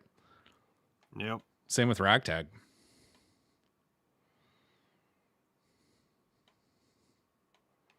Yeah, I'm excited for the new Star Wars games. Same. I mean, I just don't feel as like, not only do I not feel as strongly about Star Wars as you do, Zach, and I'm sorry, please don't take that personally, but like I just don't. Dare you.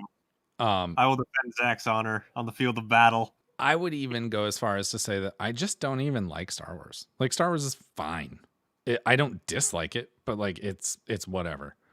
Yeah, I mean, I think that's a lot of people in the Discord at this point. That's why I only at Tim. Yeah. That's why I only talked about Star Wars with Tim. And when, like, I'm going to go on a little tangent here. When Zach, his brothers started talking about how the episode was bad, and he watched the last half of it, I was just like, you don't care. Why are you even a part of the conversation? Like, I'm not saying that to be an asshole. I'm just saying that because like as someone who really likes Star Wars, that is a lot of people who are in our ecosystem just want to shit on it to be a part of the conversation, as opposed to just being like you said, Patrick, I don't really like it. And that's perfectly fine. Like I don't care if you don't like it. Like we just, we can talk about the things we do like together. We can, nerd out about Halo. We can, talk about Star Trek. We can, talk about the Star Wars you do like and have, educated debates about it. But I just like, when I watch those shows, I'm excited and I want to nerd out about it. And it's like super fun to like message Tim and be like, yo, what'd you think of X, Y, and Z? Because I know he's as into it as I am. And so anyways, I'm just saying that like, I think that's the majority of the people in the Discord just like don't really like Star Wars anymore. And that's okay. I just like kind of in some way wish that some people would admit that to themselves and just kind of move on And mean, if they do like a Star Wars thing specifically, like enjoy that thing and celebrate it, but not anytime it gets brought up sometimes, like there for a long time, it was like, okay, here we go. Here, I gotta debate it. And that's exhausting to me. And so, I've really been enjoying just talking to Tim. well, okay, so a few things. First of all, I have actually for like a long time been of the belief that like, okay, I guess I just don't like Star Wars. Yeah. Like I just don't like the only times that I've ever really, really loved Star Wars, I was like 10 and I had just gotten out of the movie theater, or I guess 9, and I had just gotten out of the movie theater seeing Phantom Menace, right? And Hmm. and like again when I was 12 or like 11, I guess I was 8 when I saw Phantom Menace. And like, 11 when I had just seen Clone War or Attack of the Clones. And like, but I mean, I've never loved Star Wars, right? It's never been something that hits with me, which is fine. And like, again, I recognize that like other people do love it, and that's fine. Like, I'm not here to shit on something because, oh, you have to agree with me. And like, I don't know, Zach, I'm not trying to like frustrate you or piss you off or anything, but I feel like sometimes you take people disagreeing with you about Star Wars a little too personally, and like you don't have to debate people about Star Wars. You can just No, like I fully admit that's my own personal flaw. But I love Star Wars, and it's very like integrated within no. like my What? DNA as a person. And like I have a lot of fond memories growing up watching those movies, and I was really into the toys, the video games, the shows, like, and so it's just kind of like somebody saying, like, if you love a certain type of food, and anytime you're like, oh, I got this like new food, someone comes in and is like, ew, gross. And it's like, okay, fuck off. At a Well, certain point, you're like, okay, that's fine. You don't have to say that every single time something new to Star Wars comes up. Sometimes I just personally want to like talk with somebody who is enjoying it, like Tim. I keep going back to Tim here, but like, That's fine. I'm awesome. like, I know it. yeah, you are. shut No, up, but it's baby. like, I know it. um, but it's nice sometimes to like nerd out about To something. just have a positive conversation. And I Yeah, agree. I and agree with you. recognize its flaws, because Tim and I both have like every episode we're like, I didn't really like this part, or I don't know how they're gonna handle this, and it's kind of unfortunate about X, Y, or Z, but like it's for the most part we're generally just like nerding out about it. And And I understand the appeal of that, and like that's, you know what, sometimes that's all you got to do. Sometimes like it's cool to like, oh yeah, you know what, I'm sorry man, but right now we just want to have like a positive conversation about Star Wars. But I think that, and again, it sounds like you're fully aware, but like I think that sometimes maybe you are a little too unwilling to accept criticism of Star Wars because of what a close relationship you have with it. Fuck you, I- Zach. Star Trek rules. I was waiting. I like for Star Trek. Tom. But it's less about criticizing and more about just like blanket statements. I thought it sucked. It's like, Yeah, I mean, so you okay, want like specific criticism. yeah, it's like, did you like anything about it? No. And it's no. Then okay, why are you talking to me? Because clearly I enjoyed it. And it's just like, it's kind of, that's kind of, I know that's not a very like elegant opinion, but that just has been my experience with Star Wars over the last, whenever the 7th movie came out.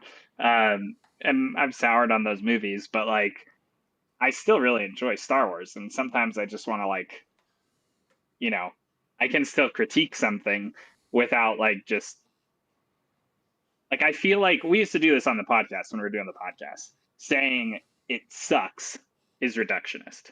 Right. And it's like, that's not a conversation. That's you just being like an internet troll, in my opinion. No, It I sucks. definitely agree. I definitely agree. Okay, so here are my criticisms of Book of Boba Fett.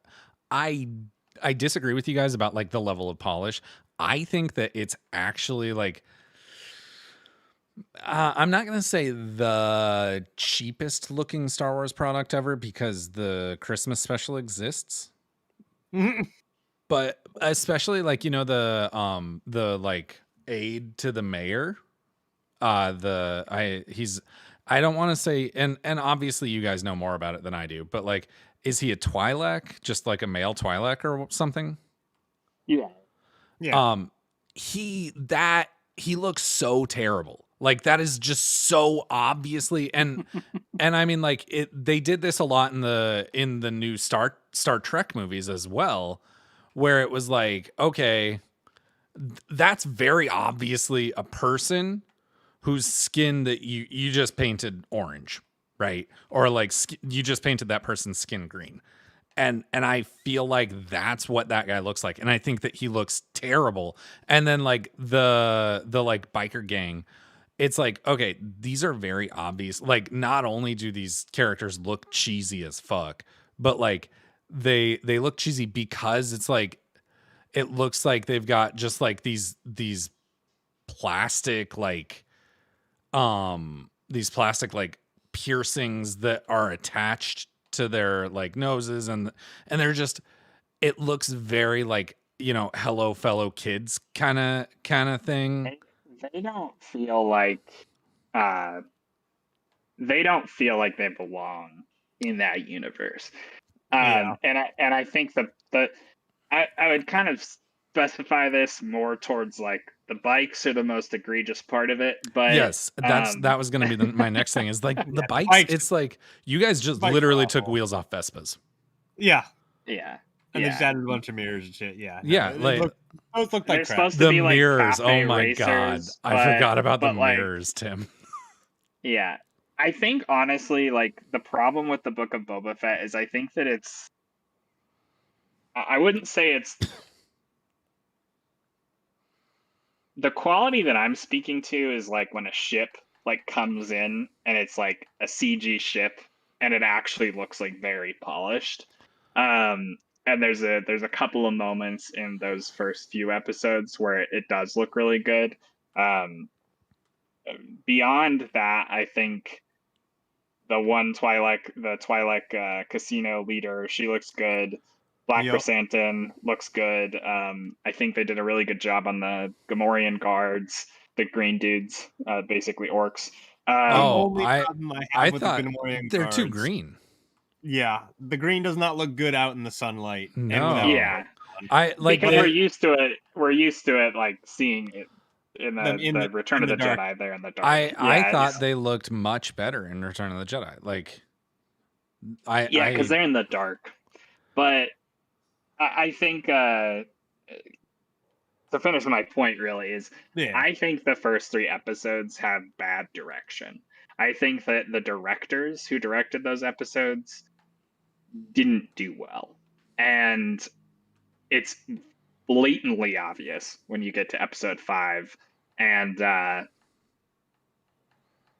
Bryce Dallas Howard directs it. And she does a phenomenal job.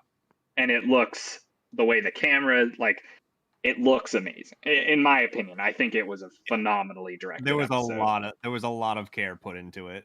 Yeah. well, and I think that the first 3 episodes that you're speaking to, Patrick, like, I completely agree. I did not like those characters. I did not like the fucking cafe racer, like, God, speeder that was bike, so stupid. because one, they look like they're BMW the way the design aesthetic is. They don't have any of the classic, like, even the newer style ships in the prequel trilogy have what's called, like, there's a specific term for it that they use in like Star Wars props, but basically it's like, I'll say noodling. It's detail within the blank space. that doesn't really mean anything, but it just like it breaks up the space, and you can see that in the like the Naboo ship in the first episode 1. You can see that in the fighters and stuff like that. Is it's like, sure, it looks sleek and clean, but there's stuff breaking up the visual space. Whereas like those look like they said, like, like you said, they look like cafe racers. They took the wheels off. They added some chrome plating around the edge so that it doesn't look like there was a wheel, Like, or well, a like wheel I cut out. I could have made something look better at Hobby Lobby. And like, I'm not crafty. I don't really think that's true, but I mean, Going back- obviously but it's hyperbole, but like that's the point. I'll just give you crap. I mean, until he called you out on it, it wasn't. Fuck you. I mean, to the point Oh, of they don't oh, feel like fuck they me? belong yeah, in the fuck universe. you, Dom. Nobody likes you. I don't know if Yeah, I'd go so that what? far to say. But Sam, what were you saying? so going back to the point where like they don't really feel like they belong in the universe, I think there's a place for them, but it's not in the middle of Mos Eisley on Tatooine. They feel like Oh, more yeah. of something That's that a should good be point. like in a city on Well, like yeah. Malachare or something way Or out. I mean, or even Coruscant, right? They Yeah, they even might Coruscant. fit on Coruscant, which by the way still exists. I don't know if you guys saw about that. Oh yeah.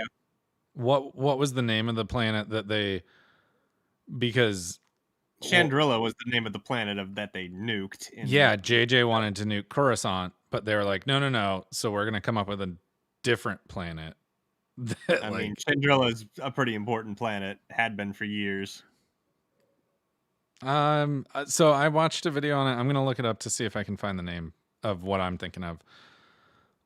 But it was, I don't know. So, but I'm gonna watch the rest of Book of Boba Fett, but I feel like I think, especially from a production value standpoint, I think Mando is a much higher quality product from what I've seen. Yeah, I think season 2 for sure. Of Mando. I think Mandalorian season 1 first. I think the only character in Mando that looks even close to like as kind of cheesy as the most of the stuff in Book of Boba Fett is Ahsoka. I think Ahsoka looks not great. Yeah, I think the problem with some of the makeup, I think they need to do. I don't know. I don't really know much about that like world, but I think they need to like do some sort of like CG or like retouch on the way that those. Because I think what you're probably picking up on is like when you put like makeup on a person, it like mutes their like shininess almost. And I think if it's just your skin color, you see that like your skin like has a certain like translucence to it that they can obviously do really well with characters in movies when it's like just like normal skin color, but like when they start putting like blue makeup on people, and I mean I think the same. I think they did something to the Twi'lek in Revenge of the Sith. The what's her name? The blue Tim, one who dies and she's yeah. sexy as hell. But I like, no, and that's the thing, is like she looked great, and that was 2005, and I just and this is like, I think I don't know how to be more specific, just because I think that a huge problem that I have with Book of Boba Fett has been the production quality, and it looks like Star Trek the original series from like the 60s, right? That's what it looks like to me. It's like, when you were watching that in like the 60s, it was like, oh yeah, this is cool. But now we watch it and it's like, that's a dog in a costume. And like, that's what I think That's how I feel watching Book of Boba Fett, is like, not obviously, like, not literally a dog in a costume, but like that's the vibe that I get from the like costumes and whatnot in Book of Boba Fett, except for Boba Fett. Boba Fett's costume looks awesome. Yeah, I think that I think they're really trying to balance out the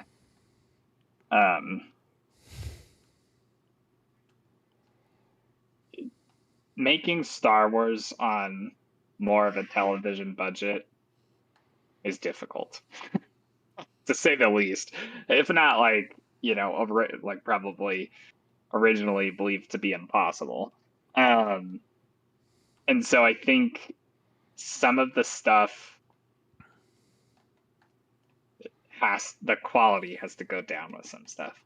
And I think specifically, like, you're kind of, it seems like you're talking mostly about like makeup and like the kind of alien stuff, and I feel the same way when you look at like Star Trek. Like, a lot of that stuff to me is just I criticize like, the reason I accept it in Next Generation is because I watch Next Generation and I think, wow, this show's like 30 years old. But like, if I saw that today, I'd be like, wow, this looks dumb. And that's what I think when I see like Star Trek Discovery. Star Trek Discovery looks bad.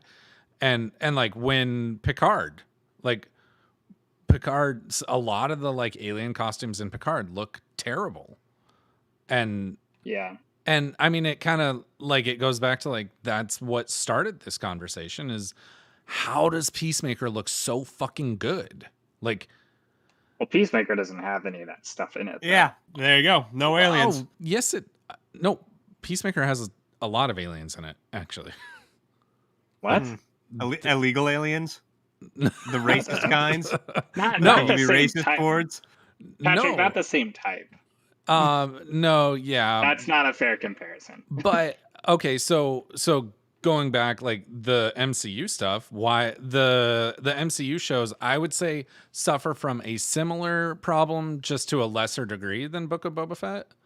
But like, as far as like production quality, but Peacemaker does not suffer from that. And Peacemaker is a superhero show in the same, like, in a similar way, just more grounded. Okay, you're just talking about like I get what you're saying. Yeah, and I do agree with that point, and that is something that I find unfortunate with Disney specifically, because they have so much fucking money.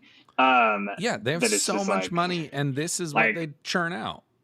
Yeah, and I think, I do think there's probably some limitations that we're probably just woefully unaware of, but like, I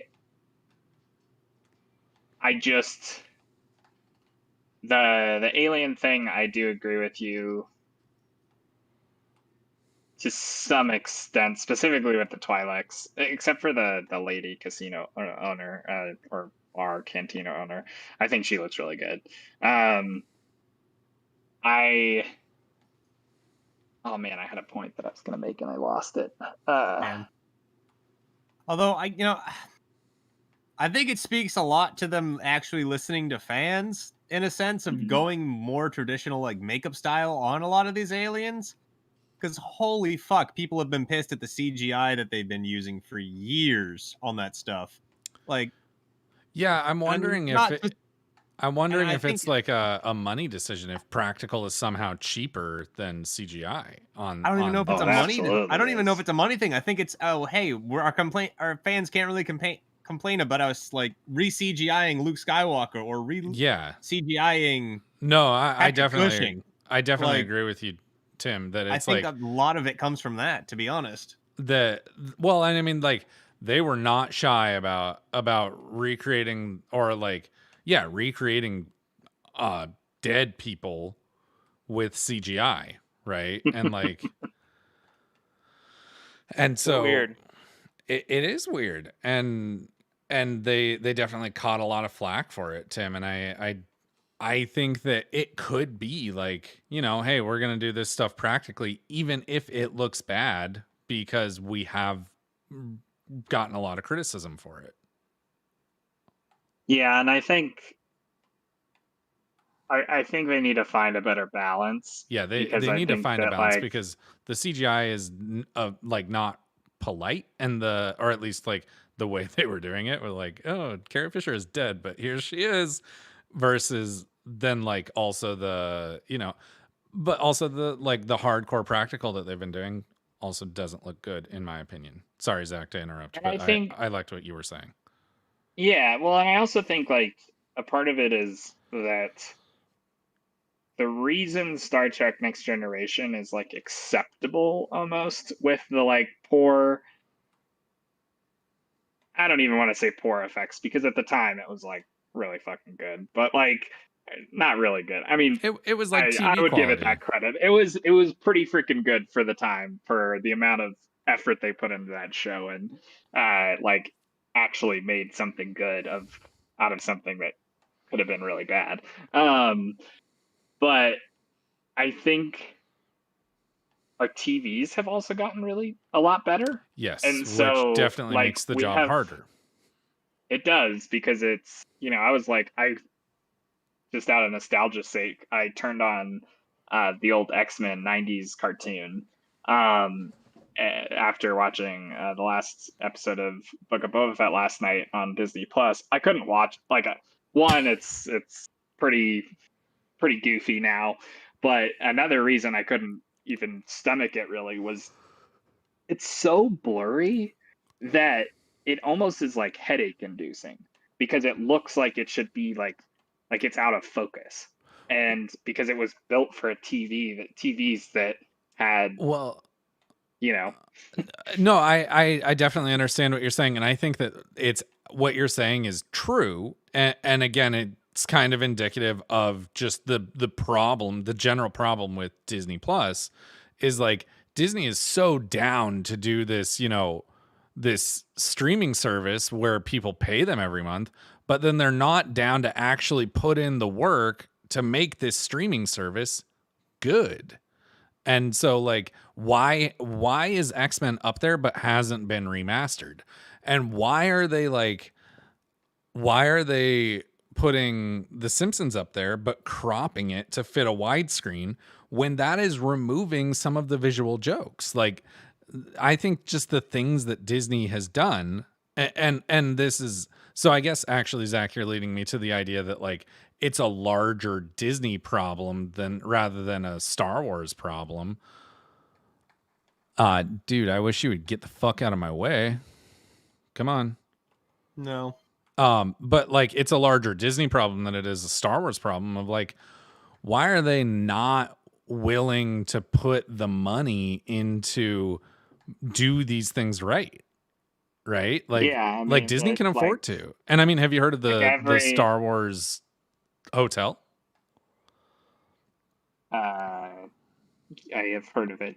There's been more to the story than just So I it mean, existing. it exists and reportedly it's fucking terrible. Like Is it a Disney reportedly hotel? it's a Star Wars hotel called Galaxy's Edge where it's Right. like it's Isn't like that at Disney? Yeah, it's at oh Disneyland or no Disney no World. Galaxy's Edge is like their sorry. That's the theme park. Yeah, that's the Yeah, theme okay. park. No. Galaxy's Edge fucking rules, by the way. Go That on. place was fun. But the Really Star Wars fun. hotel is this like a Star Cruiser thing. Where you so you go stay in this like normal ass hotel like a Marriott, and they come pick you up in the morning in a fucking box truck, and like you get on and it's this whole like Star Wars experience where you're on like a galactic cruiser and it's like an interactive experience with like actors and everything, right? And I mean reportedly it's terrible and it's $6,000 for a weekend. And it's like, oh, these are like space scrambled eggs that are and it's like literally like scrambled eggs with blue food dye. And I mean, it all comes back to the whole Disney Plus thing of like, how does Disney have so much money, but they're unwilling to put the money that's needed into these things and basically not not everything, but like their stuff lately is coming out and looking like it's cheap. I mean, not their movies, right? But like, Yeah. but But I think you that's know what my I mean. issue is they have 7 out of the 10 spots in the highest grossing films of like all time, or like the records basically. And you look at that and you're like, and 7 of the 10 of those movies are Marvel movies, and then you go watch Hawkeye and they're doing a chase scene and it looks like the background was added in post in a bad way. Yeah. And and so that is one of those my like ultimate gripe with a lot of, specifically more of the Marvel shows. I think I can get over it with Star Wars because even like the original Star Wars, there are things in there that look like mediocre in my opinion. But so I can give it a little bit more credit because they're kind of doing something bigger. But when you're just using real ass people, real ass locations, and like, And it looks bad. there's some fantasticalness and it looks bad, I'm like, come on, Disney, what the fuck? Like, like that to me is. And then you go and watch Peacemaker, and it's hard R, like hard R, and it's which you kind of expect on HBO, but they certainly didn't have to be. Well, you kind of would expect it after the Suicide Squad, but basically, what I'm trying to say is like that show looks like a movie. Like that show to me looks as good as the Suicide Squad. Yes, And I agree. And that's very impressive. And that's the same way I've felt about a lot of HBO shows. I mean, if you think it, and it seems like they just nailed it down. I mean, if you think of like Game of Thrones, or if you think of even older, like The Sopranos, or that not Bad Company. What the fuck? God damn it. That's a video game. Band of Brothers, like that show is incredible for the time and how expensive like historical set pieces are.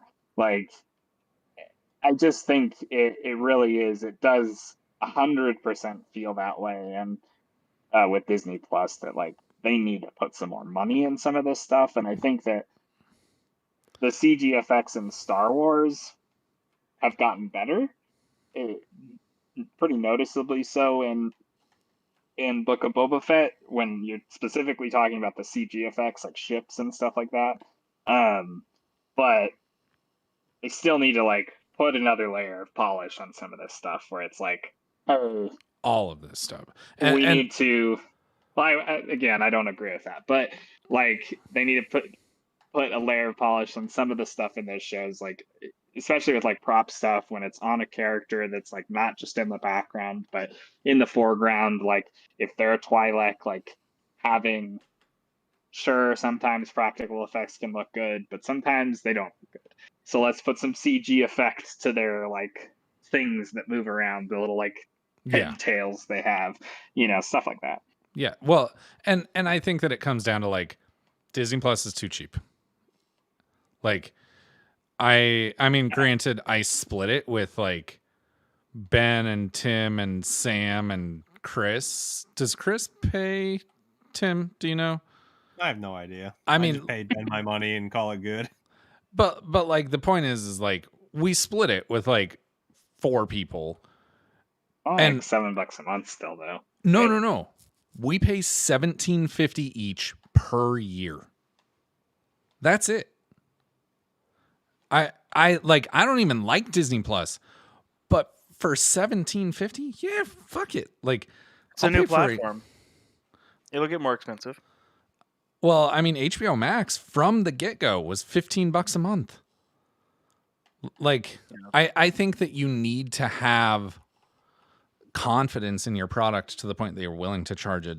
Like, they didn't, because I mean, HBO has like not only did they have Warner Media, which opens up a lot of like excellent content for them to like mine, but they also have, and I'm not saying Disney doesn't have its own share of content, but a lot of it's like they're kid based.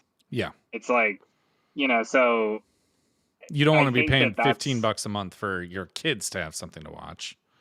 yeah, Yeah. and so I think that they're really building that library right now. And I would say, like, if you go back and watch like some of the original like Netflix original series, we had the same complaints at that time. Where it's like, it's okay. Like they Well, could do better, I mean, or like, I still think the Netflix originals are not great. Which ones? Just like Netflix originals in general are not particularly awesome. I think The Witcher Dude, I is just pretty finished good. watching Ozark, and it's Oh, and Ozark, yeah, that show's holy phenomenal. fuck, dude. I Uh, haven't finished the latest season, but that show's HBO quality. Yeah, I Yeah, I guess I just haven't finished- haven't watched Ozark, but Yeah, I've heard it's Ozark good. is- Yeah. But Are they hit and miss?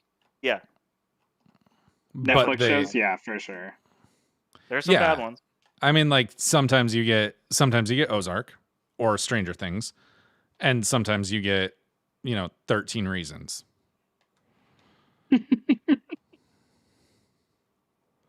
But I don't know. I think Sabrina. that I think that I think that HBO charges a premium because they know they can, because they have confidence in their product.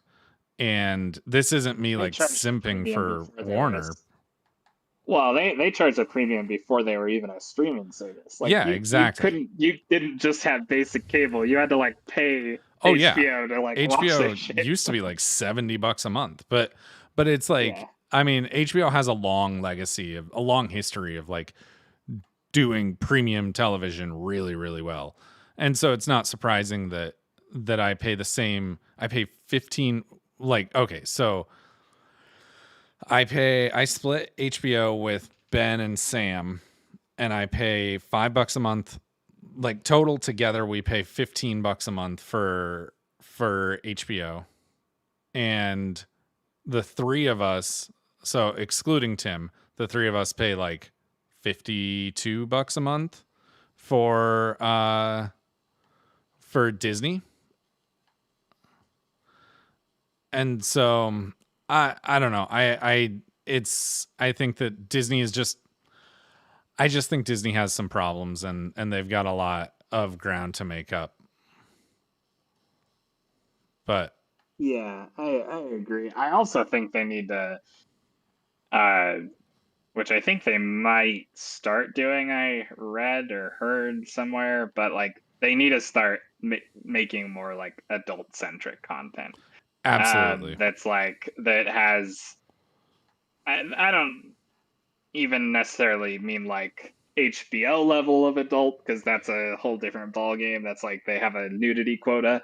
But I think that specifically, I'm thinking about Moon Knight that's coming out, and I really hope that that's violent enough. And that sounds like a weird statement, but No, I understand what you're saying. And the comics are very adult. The Moon Knight comics. I was thinking about this the other day, is because I reread Console Wars recently. I was thinking about this the other day, is like DC has actually been kind of succeeding lately with their movies and their TV shows. And I think that it's because we're very much seeing a parallel between DC and Marvel that we saw with Sega and Nintendo in the early 90s, of like DC has figured out, okay, Marvel is all about being squeaky clean, family friendly. We're going to not be that. We're going to very intentionally be not that, and be edgy and violent and rude and like adult. And we're going like, yeah, we'll be foregoing the younger family friendly audience, but by doing this, we will be appealing to a more adult audience. And I think that they are very much the Sega Genesis to the the Nintendo or the Marvel's Super Nintendo, and Yeah, like I just at this point I I'm completely more agree with you. interested in seeing Disney or in seeing DC stuff than I am in seeing Marvel stuff, which is fucking crazy. Yeah, I mean, The they've had Batman, a couple of wins recently, but the well, Batman looks awesome. the I Batman think looks amazing. I think that the one kind of going back to Marvel, which is a concern I have, is like, how are they going to do Blade and not have it be rated R? I know. Like, it better be. Like, It and needs to I be. feel like if it's not, then those movies aren't going to be successful. Like, in my opinion, I just don't see how you can do a movie about vampires that's And not a love Blade. story and Is make Blade it DC? PG-13. Huh? Okay, so No, I left Blade for a is second. Marvel. Why the fuck are we talking about I didn't know Twilight? Blade was part of either, honestly. Yeah, no, Blade's Blade is Marvel. Marvel. Also, Man, with Wait, what the did Tim say? I said I left for a minute. Why the fuck are we talking about Twilight? Well, I said if you're gonna do a vampire movie that's not a love story, it can't be PG-13. Like, you have to have blood and you have to have like R-rated content, especially just like, I don't know, even the comics of Blade. The same with Moon Knight. Moon Knight is not Batman. Is not Marvel's Batman. Moon Knight's a fucking psychopath, and he like murders people left and right. Like, he is crazy, basically. Like, he at one point in the comic he carves off a dude's face. Like, it's he's crazy, and he's a dark hero. And so to me, it's just like, I'm really excited to see what Oscar Isaac does with it, and it does look really cool. But like, and like one of the posters has blood on one of his like moon blade things, but like, they're gonna have to figure that out on Disney Plus, and I think I don't want Disney to be like, well, it's on, we're Disney, where Right. it's like, sure, but now you own Fox, you own like exactly. The Simpsons, you own like all of this stuff. Like, you need to like separate on your platform. You need to have like Disney Kids and Disney, Well, and Plus I or mean, whatever. like, I feel like what they should have done was gone even more separated than that, in the sense that, like, okay, let's do let's do a Marvel streaming service. Like, you have an app that's like Marvel streaming or Marvel Plus or whatever, right? And it's just like all your Marvel content, all your Marvel movies, all your like legacy Marvel movies, everything. And then like some sort of adult branded thing where they can do violent, more adult content, and then Disney whatever. Because the problem is like, you go click on the Disney Plus app and they cannot show, like, you can't go to Disney Plus and find like adult content, because that hurts their image, it hurts their brand. And so it becomes a situation of like, because they didn't silo that stuff out on its own and give themselves the option, like, because they didn't separate it, they have forced themselves into a situation where they can't produce and market adult content, even though they're fucking Disney and they're like this gigantic, they're this gigantic entertainment company that has kind of cornered themselves into not being able to produce adult content. And even if they did make multiple streaming services, so just sell them as a bundle. Like, you get the Disney bundle for the same price that Disney Plus is, and you get access to all three apps from like that single monthly charge. But like, you want Marvel stuff. Yeah, exactly. Like, Hulu is separated, and like, I don't know. Why don't they lean into the Hulu brand as like, hey, this is where like you go to Hulu for adult stuff, and then like you don't even know that Disney owns Hulu unless you're like actually kind of in the know. Like to people like my parents, Hulu is just a totally different thing. And then Disney could create, more adult content just for Hulu.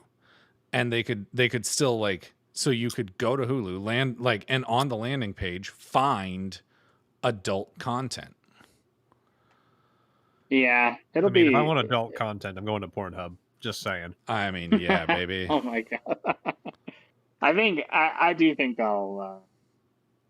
I also gotta go because I have to get up early in the morning. But yeah, I think that I completely agree with you, and I feel like I read somewhere that they're basically going to implement parental controls on Disney Plus here soon or something to like differentiate it even more so than they already maybe have. I'm not a parent, so I don't know what they have for controls right now, but like I really just think like you have Deadpool now, and I don't think Deadpool's on Disney Plus, but like it should be. It's your streaming service. Like you now own Deadpool. It's a part of the Marvel property. Like, I agree with what you're saying, Patrick. Like maybe even go as far to say like we're gonna take all the Marvel stuff, all the Star Wars stuff,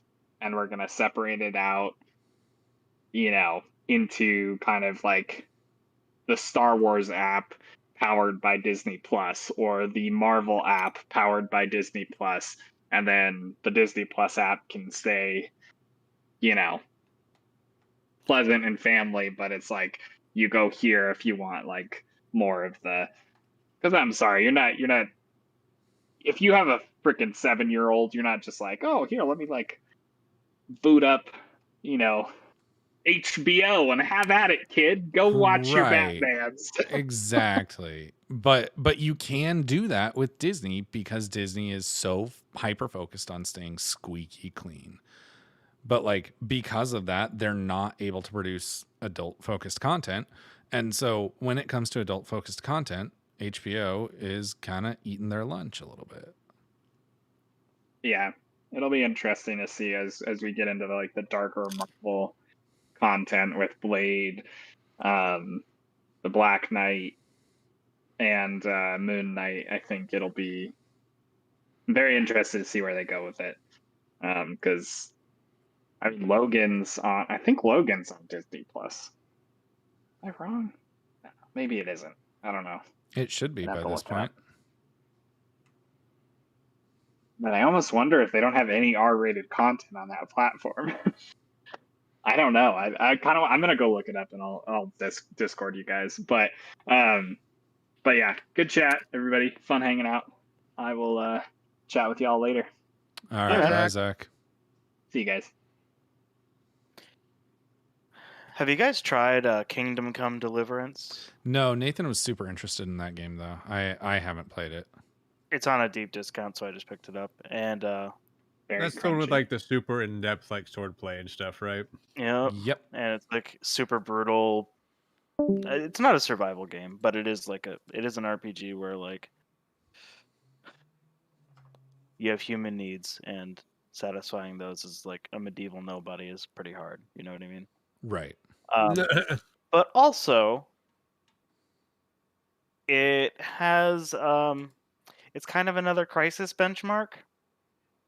Like, I just popped into this game where everything was set on ultra high, and it's on the menu at 10 FPS. What? Like, I need to figure this out. Like, Oh what my settings do I need to use? God. Yeah. That game's on Switch. It scales quite a bit. That's the thing. That's a good thing. But No, yeah, that's a really good thing. But like that's insane. That it's running 10 FPS on my 2080 Ti. yeah.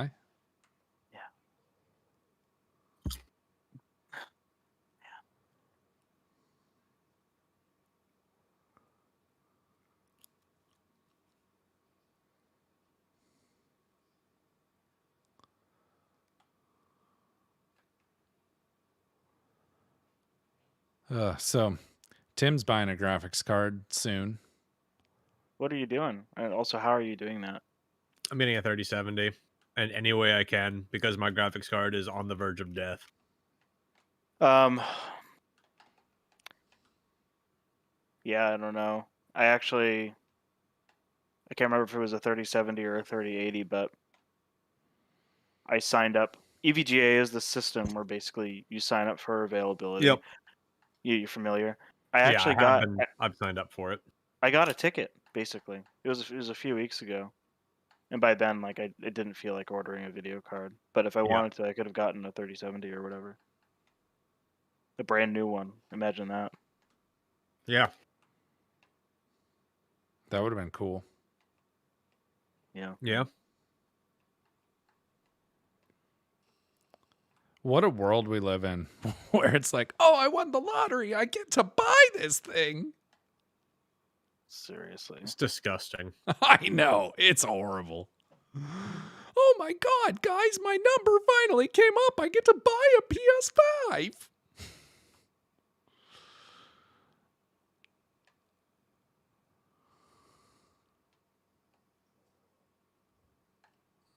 And just like the whole like on Reddit, you're still just fucking seeing pictures of cardboard boxes with PS5 boxes in them, and it's like, okay, guys, it's been a year, almost a year and a half. Yep. We don't need to see these things anymore. Yeah, it's really too bad that we're this far out and it's still a problem. Oh yeah. Yep. Oh look, it's Hi, Gabe. Gabe. Logan? TL has entered the chat. Yeah, we noticed. What's going on, man? Why are you still up, man? Isn't it super late for you? Isn't it like midnight? It's not just like midnight. It is midnight, baby. It is midnight for you too, as well, Patrick. Right? Or are you just 2 hours ahead? I always I'm forget. central. Central, so it's 11 for you. Yep. Damn. And Zach, it's 10 for you. Zach's not here. Hey, who the fuck is Jack? Zach's not here, Oh, man. I thought I saw him put at here. No, Zach's not here, man. He was here. He left like 5 minutes ago. Oh, okay. Well, Tim, is it 9 p.m. for you, even though I know it's midnight for you? No, it's midnight for me. Damn. It's more like 5 p.m. for me. But I really Oh, should be man. in bed. But fuck it, dude. What are you guys playing? I'm starting Kingdom Come Deliverance. I'm definitely not starting it. I'm actually just trying to find Kingdom settings that will Hearts, work. bro? That's hella sick. What did I Love say? Kingdom Hearts. What did I say? You said Did I whatever I fuck wanted up? to hear. Oh God, Kingdom Hearts. Oh, well, now that you mention it, yeah, Kingdom Hearts is a really good series. It's I'm not, glad you though. brought it up, Pat. It's not. Hey, You know what you Hey. should do? You should Hey. never talk about it. that's not possible. Okay, I tried. Go on. I got like 3 party tricks, and Pat is at least on board with one of them. It's Kingdom Hearts, Lost, and I don't know. The third party trick is at least in rotation. Like I got different ones to take up the third slot. But at least I got Patrick on board for Lost. Yeah, I love Lost. It's the whole reason. Literally, it's the reason we became friends. Yeah, that's true. Actually, it's Patrick. Patrick is responsible for the friendship. So funny story for both Dom and Gabe. So Gabe, I met this guy Justin at Prudential, and Justin and I Okay. became friends. And Dom knows Justin, and Justin and I became friends, and we were friends for like a year, maybe longer, before like one of us. Oh, I thought you were saying like only a year. I'm like, damn, did you just cut him out? No, but He's like in our Discord. Yeah, he is, but he never says anything, that fucking douchebag. Tell me about it. Go on. So we were friends for like a year, and then like one of us made a reference to Lost, right? And Uh-huh. and the other one was like, "Hold on. Was that like do you watch Lost?" And it turns out that Justin and I are both like, "Oh my god, Lost is just the greatest." And Dude, it is. we gush over it a lot. Yeah. Yeah. No, it's great. Was Jillian like Amanda in the sense that like she and I attribute this to the fact that she had a developed brain when she watched it and she wasn't a preteen going into teenager when like I was when I watched it, Mm-hmm. But she was just like she's like, "Oh yeah, so this is going to happen now." And I was like, "No, why do you say that?" And she just like guessed a lot of spoilers that back then when I saw it on TV I was like, "Whoa." But she'd be like, "Oh, okay, so that's going to happen." I'd be like, "What?" Not that I remember. There were a few, but there were things too that like she thought the others were going to be Dharma, like that it was like a whole like experiment kind of thing. That was her theory for a bit. Yeah, I could see that. What the fuck, guy? No, I didn't. I don't remember her like predicting a lot of stuff like that, but she like fell in love with the show, but then it was just like it was the constant cliffhangers that kept her on the show. Yeah, those irritated Amanda a little bit, where she's like, "I just need some answers." Well, the cliffhangers would happen, and Jillian would say, "Well, of course," and then just start the next episode. And Yeah. and every time she did that, especially like at the season finales, I would be like, I mean, one of these times I'm going to make you wait 4 months because that's what I had to do. Like because like for the for every season finale, I ended up doing this where like we would always like somehow end the season finales where we would do like an episode or two a night was like normal, but on season finales, Amanda would be like, "How many episodes are left?" I'd be like 1 or 2 or something. She's like, "All right, let's just watch it." Yeah. And we'd watch it, and then it'd be like a cliffhanger or something. And then so I started it because I wanted her to see Desmond, because I'd been like hyping up. She knew about Desmond even before she started watching, just because like that's like what I want to name one of our kids. And she's like, "We're not naming our kid after some guy that you like in a TV show." And I was like, "Well, that's because you haven't seen it, And so I like let her watch that opening in the hatch or whatever, and she was like, "Wait, like, where is that guy?" And so that became our thing, that we would like finish a season, but it always happened to be like pretty late at night. It'd be like midnight almost. It's like, all right, we got to go to bed. But then she'd be like, "Wait, I just want to see the beginning." So she'd watch just like the little stinger opener for like every season. But I was the same way. I was like, you know what? Like, do you know how lucky you are that you just get to click next? Like, do you know that I had to wait years for some of these things to unfold? Yeah, exactly. And I mean, like that was kind of the thing with Jillian. I would be like, okay, so like we have to go back. I was like, okay, now you have to wait 4 months. Like, Yeah. deal with it. Yeah, she was like, because I don't know what you thought when you first saw it, but when I was a kid, I was like, wait, so they knew each other before the island? No, Wait. so No. so I know that you're not gonna believe me on this, but I actually figured that out during that episode before they revealed it. And the reason is because His cell phone? yeah, the cell phone. So when he's like drunk on the floor, he pulls out, it's a Motorola Crazer. And I like phones and I noticed that shit. And so Yeah. I saw that and I thought that's weird because they have always been very consistent about like timely technology on this show. And then I thought, and then like as more and more was adding up, I was like, they're being like ridiculously vague about who's in the coffin and about like when this is happening, and I figured it out before they revealed it. Yeah. See, I think Amanda was like really close to figuring it out, but then the line that like really sold her on it being a flashback was when he's like, why don't you go get my father? And if I'm half as drunk as him, and then it was like, oh, okay, well, if he's talking about his dad, then like obviously this is before, right? Right. And obviously that's intentional. That's like meant to be misleading. But I think she was pretty close to figuring it out herself.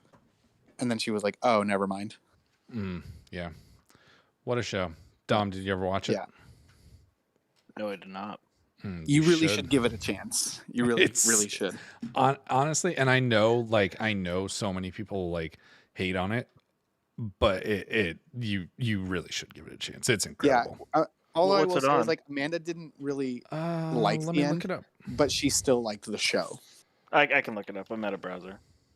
Well, You're playing a very important game. Please keep going. No, I stopped playing that. I'm playing my PC now.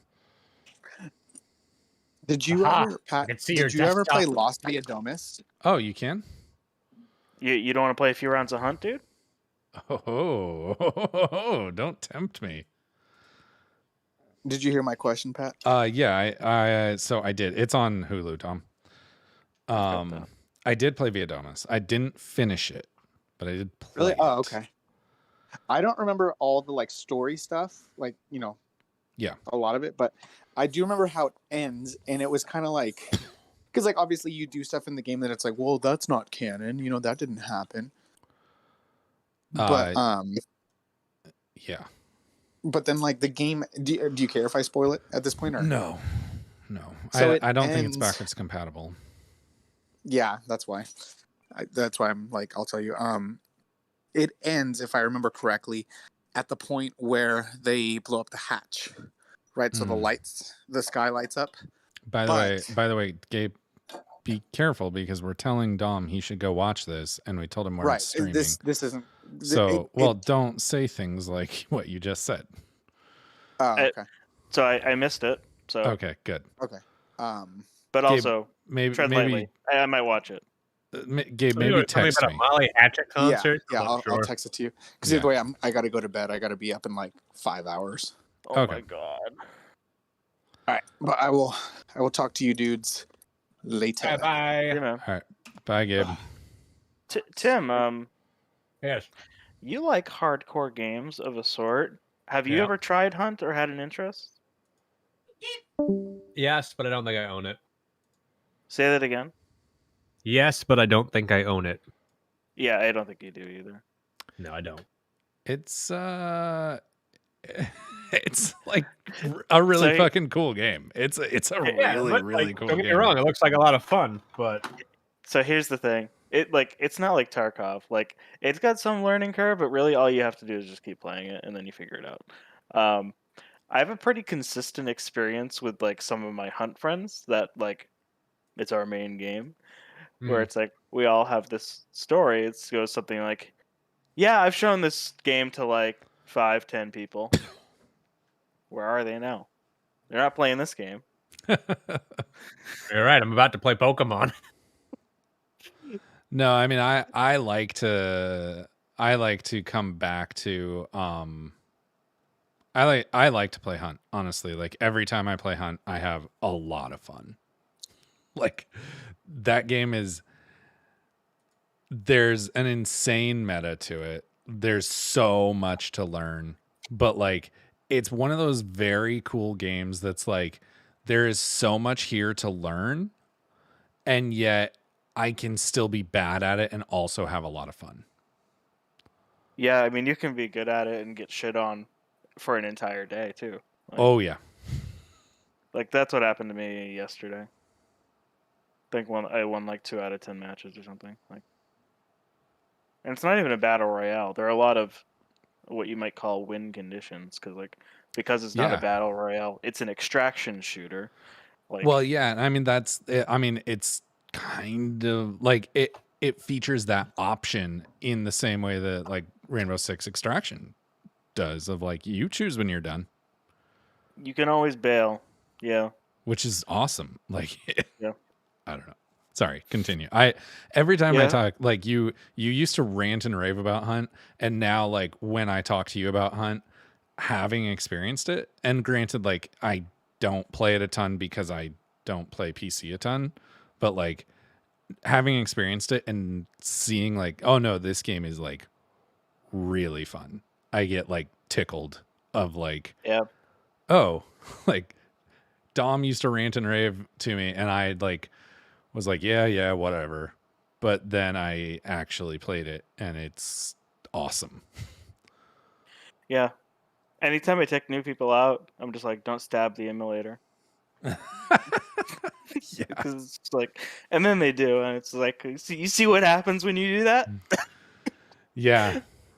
It's like you can't teach somebody all the lessons at once, but like, yeah, there's a lot to learn, and it's fun. Oh yeah, it's a really, really cool game. Yeah, and you know, said it a million times. Like the way that sound information is used in that game is really cool. Definitely. Oh geez Louise. That frame rate is terrible. I also just figured out I'm not going to play Kingdom tonight, but I just figured out that for some reason, running it in bordered, full screen, whatever it's called, borderless full screen, uh, dramatically increased my frame rate, like by 50 frames or something like that. Oh. Nice. Well, that's good. Yeah. Still can't run it on max by any means. Like that game doesn't even like look amazing, and it sucks so much resources. Okay, so I just remembered that Linus has been talking a lot about how demanding Halo Infinite is on PC. And Oh, really? I am cranking it down to 1080, baby. Really? You know, Oh, there honestly, we go. Now that looks good. I mean, that looks like it's like high 40s, which I is almost never knock down resolution if I can. I just try to knock down the rest. Oh yeah, I guess I set everything to high, huh? Okay. The other thing that I do, and you should know this for PC, but by the time a game has been out this long, people will usually have figured out that there are certain settings that are huge FPS drags that also don't make a much of a difference. And so like there might be specific things that you can turn down that will help. Yeah. No, definitely. And I mean, like the whole PC settings thing is definitely one of those things that I just don't have enough experience on PC with to like really do effectively. But yeah, it's actually. So if you want to, I am these to you. Have that be your starting point at your desired resolution and see how it looks. let's see. Okay, Basically medium. everything on medium except for anti-aliasing and shadow quality, and that would put those on low. Okay. And then Anti-aliasing. knock it back up to 1440. And shadow quality. Okay, let's see. Shadow quality. So have you beat on the low. campaign and now you're just Yeah, scouting it? I'm just putting it on. I downloaded it on PC just to like kind of dick around with it a little bit. Gotcha. But Tim and I were talking about the campaign, and I dropped frames, but that's okay. You got to remember I'm on a 1080. I'm going back down to 1080. But yeah, Tim and I were talking about a little bit about it, and I did not like the campaign very much. Yeah, I mean, you and I talked about it too. Tim, what do you think? I liked it a lot. You liked it a lot. Yeah. I didn't hate it. I guess I'm somewhere in the middle, but it's like I also don't have the existing knowledge of Halo campaigns. Like I played one, dude. That's That's fair. originally. Yeah, I mean, the story had its shortcomings. A lot of the sections that were linear felt very samey because it was just all the same inside Forerunner structure kind of stuff, Mm-hmm. and like the lack of different atmospheres and I guess areas like a snow area or Biomes. so on. Thank you. Word that I can't think of because I am drunk / dumb. But yeah. Overall, I Yeah. enjoyed it. The gameplay was fun. I enjoyed the upgrade system. I loved being able to grapple towards an enemy one moment, grab a fusion coil the next, and just yeet it right at them. Yeah, the gameplay is amazing. Yeah, there was a lot of fun stuff. A lot of the places that you could go and like actually fight people were fun, but the like story based like linear stuff was just Bad. very uninspired. I think my opinion matches yours, to be honest. Pretty Yep. much spot for spot.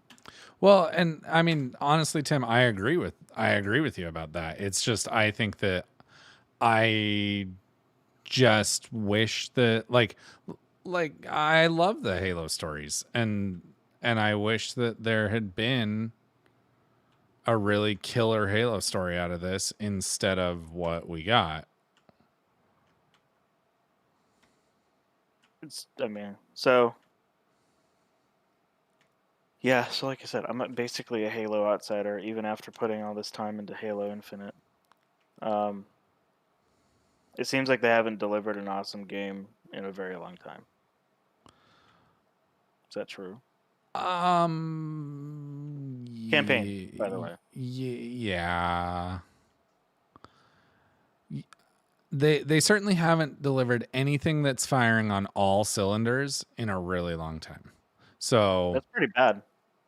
yeah. So I mean, like Halo 4 was. I would say Halo 4 was firing on all cylinders. It's just nothing. No, like Halo 4 was really good across the board, but none of it was stellar. And then Halo 5, the campaign was like the level design was incredible. The story was terrible. The multiplayer was pretty good.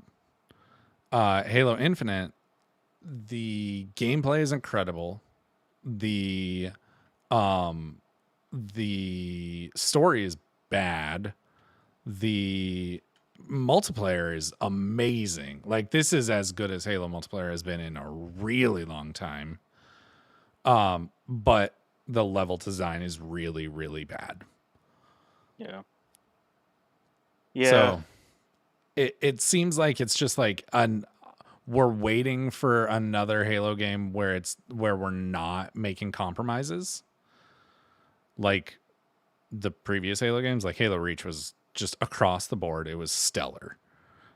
Same with Halo 3, same with 2 and 1. But seems like we're probably not going to get that anymore.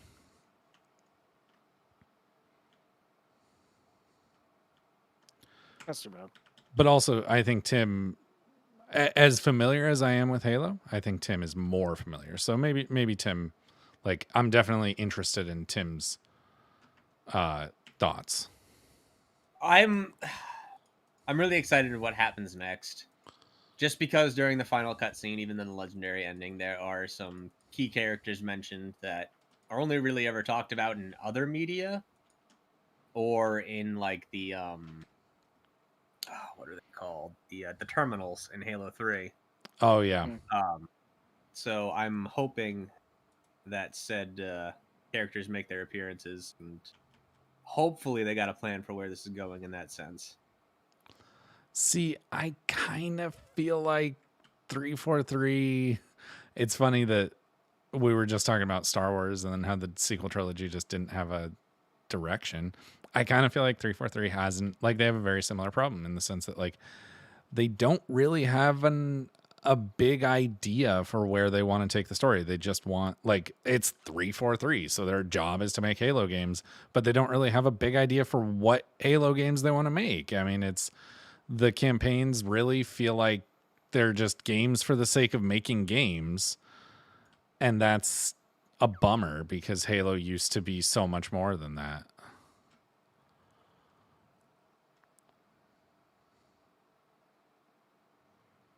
I don't know if I'd go that far. I feel like they had a direction, but that direction fucking sucked. And Yeah, everybody actually, let I them guess know you're, about that. I guess you're right. 4 and 5 flowed together like Yeah. pretty well. It's just But they, there were a lot of that- key decisions and fuck ups that just didn't. yeah, that were kind of irreconcilable. Yeah. That they just swept under the rug with this one. Exactly. I mean, like, Cortana was the big bad at the end of 5, and then in Infinite, Cortana is just like gone, like dead off screen for some reason. Yep.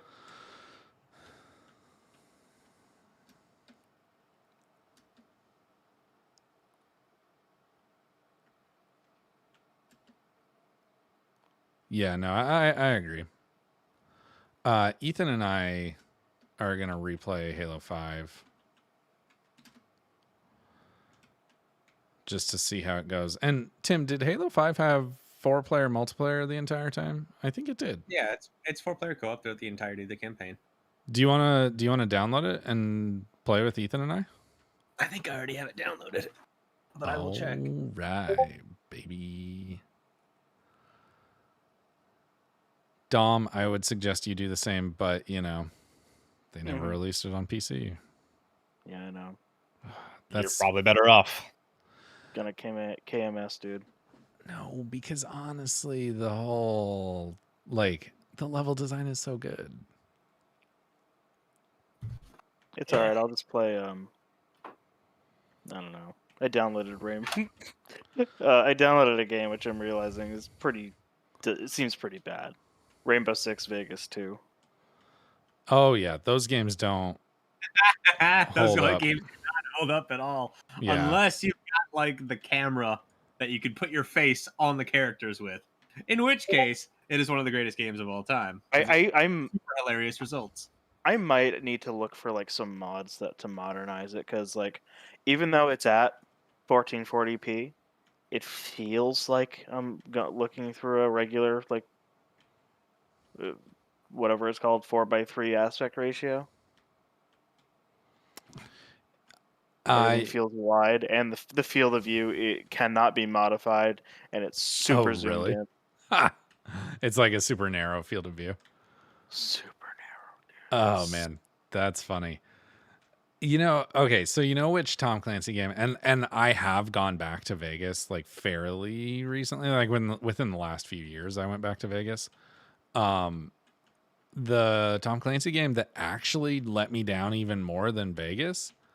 If you say was- Hawks, No, not Hawks. It was GRAW, Ghost Recon Advanced Warfighter. That was such a fucking bummer because I remembered that game being like fucking intense. And then I went back to it and it was like, whoa, this is basic. Like, this is very basic. No game still holds up though. What? You can fucking guess. Splinter Cell, baby. I Doom? actually don't know if that does, but you can. Ghost Recon Wildlands. Yes. Yes, it does. Ghost Recon Wildlands was awesome. And Yeah. like, we all I've never had a had ton a of bad fun. time going. I've never had a bad time going back to it either, whether I stick around or not. Like, I Oh always yeah. like playing it. Well, Tim and I played it together for a while. And the first time we played it together, I was like going to grab something and I come back and Tim is just like in an entire assassin's outfit from Assassin's Creed. And I'm like, what? And he's like, yeah, I had Ubisoft points. So, you know, like, what else am I going to do with them? And I was like, Yeah. okay, that's fair. Because what else are you going to do with Ubisoft points? Oh I yeah. had like 2,000 left over back from like when I actually played Assassin's Creed, The and thing to achievements do, actually gave you the points. the thing to do is to play bad Ubisoft games to rack those up. So when you get good ones, you can spend them. But here's the problem: the points expire now. They never used to expire. Really? Yeah. Well, I mean, the other thing is you always get enough to buy whatever is in a specific game, like from that game. What Yeah. I've found at least. Yeah, but I miss my like 2,000-3,000 extra points that I could just spend on shit that I didn't have Oh to yeah, care right about. away. Yeah. I mean, take it from me. I bought Legion. Oh, you poor sad man. The thing is, like I said, it's a bad game. The gameplay is fine. Like, gameplay has never been what's wrong with those games, to be perfectly honest. It's everything around it. Yeah. Like, I don't. I've told Patrick my theory, but Tim, my theory basically is that because they never got to make a modern day Assassin's Creed, Watch Dogs was like their compromise Yeah. internally. Well, those I could, games exist in the same universe. Like they openly reference Aiden Pierce in Assassin's Creed. Oh, in Assassin's Creed. Yeah. Really? Yep.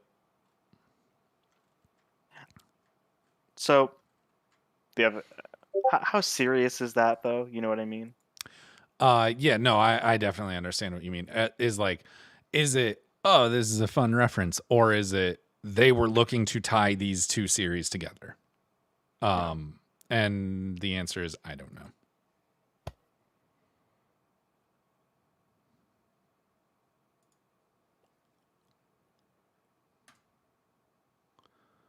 But no, they definitely like reference Aiden. And didn't they bring Aiden Pierce back in Assassin's Creed, or in Watch Dogs Legion? He was in Watch Dogs 2, actually also as like a bonus mission. So it was still like he was a third person, a character. And I never played it, but actually, you just reminded me. Yeah, so for Legion, there's a DLC where you played Aiden Pierce, and by all reports, it was actually really good because it solved one of the worst complaints about Legion, which is the fact that there.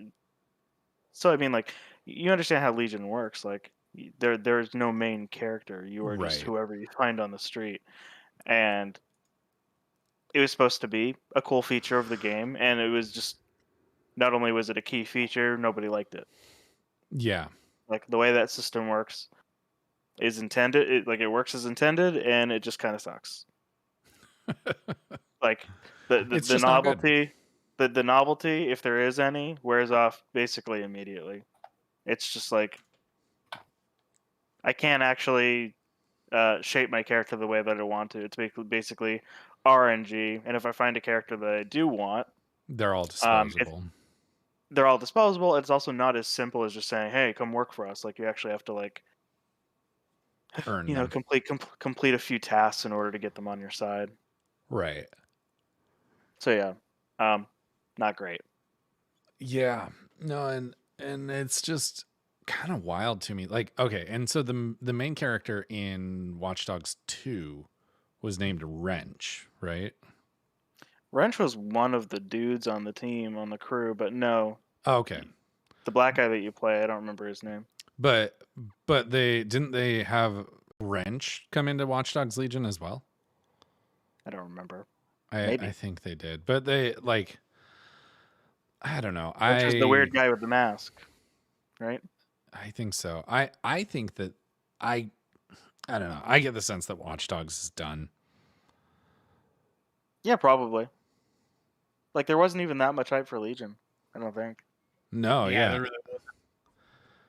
Well, and Tim, you didn't get into Watch Dogs at all, did you? I played the second one. It was pretty good, but not good enough for me to want to play more. Right. Yeah, Watch Dogs does get some things right. So like,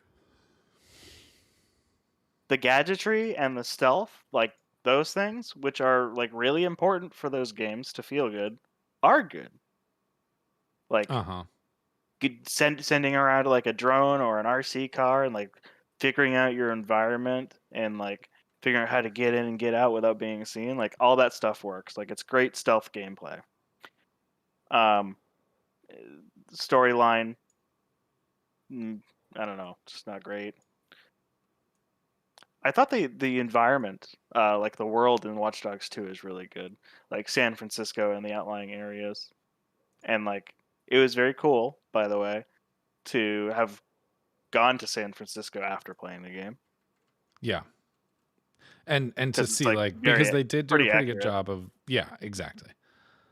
And like I've been to London and everything I've seen from Legion, like it looks like it looks like that's something that they really enjoy doing, is being accurate.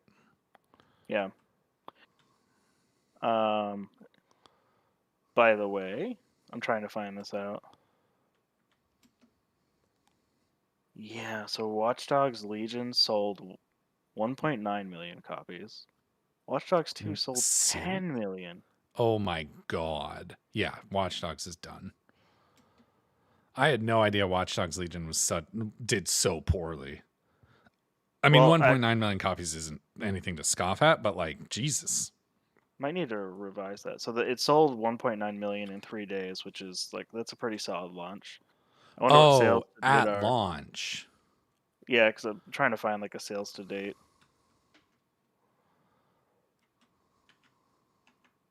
I cannot find sales to date. Maybe you're smart and can find it if we care, but I would bet to date it's not sold as well.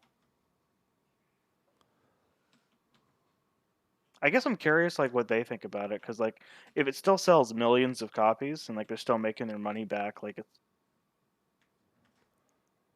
like if they have the resources to put into it, like they probably would make more. But like I don't know. Well, they just released a statement about the game, right? Like just a couple weeks ago, they released a statement about like, hey, we're so excited that you guys loved the Aiden Pierce and Wrench DLC so much. And like we loved working on this game and we're really looking forward to continuing to work on this game. But it was very much like a nothing burger of a statement, where it was just like, you guys aren't Interesting. saying anything. You're just saying, hey, thanks for playing the game, which like, duh. I mean, you're not saying you're not saying, oh, there's, it's going to get another, several more DLCs or anything like that. You're just saying, thanks. Well, they released a statement yesterday afternoon about Hyperscape. Do you remember that? Hyperscape? No. So, Tim, do you know what that is? Hyperscape? No. Okay. So that's important. It's the Battle Royale that they released last year. Oh, That's God. free to play. They ended development of it yesterday. That doesn't It sounds surprise. familiar. I mean, I guess what surprises me is that it was still going. Is it the top-down one, or am I thinking of a different one? No, it's a first-person shooter. Okay. It was unique in a couple of ways, but it was not well received. And also, it's on their platform, which sucks. You play. Yeah, that's interesting that they would, I guess, keep it going as long as they did. Oh, hey, did they ever come out with that Division spin-off FPS? Not yet. X Defiant. X Defiant. That is, to my knowledge, still on its way. Yeah, like I'm not saying it's gonna be good. I'm saying it's gonna be bad. Yeah, I'm no, definitely gonna pick it up though. I definitely think it's going to be bad. I almost certainly won't play it, but also I felt very confident that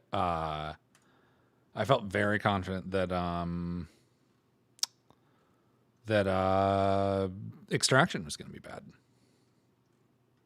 Yeah, but Extraction is good. it's true. All signs pointed to it being bad. Every single one. But X Defiant's going to be a hero shooter, right? To my knowledge. See, yeah, it's like it's gonna if it's gonna be free to play, the only thing to do is to try it. To be honest, Yeah. because Well, and have they confirmed free to play? no, meh. Okay, off the cuff. If they make people play for that game, pay for that game, I don't think it'll go anywhere. Oh, if they make people pay, I guarantee it won't go anywhere. Yeah. But yeah, so dude, I just got to Maelstrom Protocol in Rainbow Six Extraction, and that's pretty cool. Basically, it changes every week, and what it is instead of like the normal incursions are 3 subzones and then you're out, and they're randomized. Yeah. The Maelstrom Protocol incursion is a string of 9 subzones, Oh, yikes. and the types of missions in each subzone are predetermined, and your team is limited to a choice of, I think it's 5 or 6 operators. So it's like, you know what's coming ahead well ahead of time, but you only have like a limited choice of operators to work with. Okay. It's pretty cool. Yeah, no, Because that, like it ratchets up in difficulty. I played with some randoms, and like, yeah, it's very hard to get all the way through 9. Like, we got through 5 or 6 or something like that. I think 5, and we had to get out. see, that's like that game is like pleasantly surprising in every way. Like Yeah. it's just really well done. Now, what if it had like a PvP component? Then it would be Siege. I know that was Oh, okay. that joke. That's the joke. It actually made me re-download Siege just to try it out again. There's so many more heroes, or whatever you want to call them, in Siege now. So many. I wouldn't know. I never got to play Siege because Xbox Live sucked.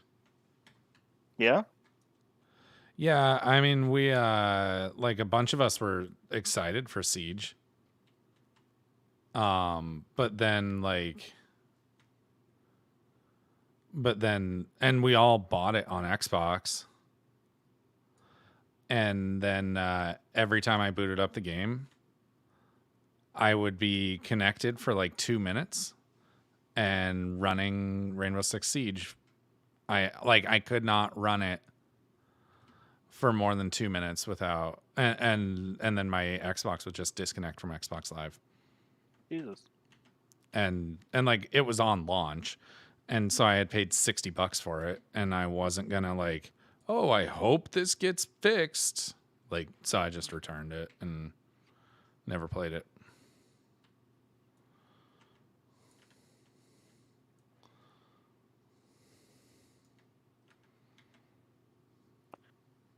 I hate it when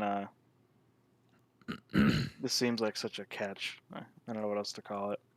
Rainbow Six Siege does have crossplay, but only between PC and Stadia, and the Xbox consoles, and the PlayStation consoles. Oh yeah. And it's like, bruh, So it doesn't have crossplay, is what you're saying. is what it would be saying. It's like, so it doesn't have crossplay. And like, that's not what we're saying. That's what you said. Those are your words. Yeah, and Ubisoft is just the masters of that.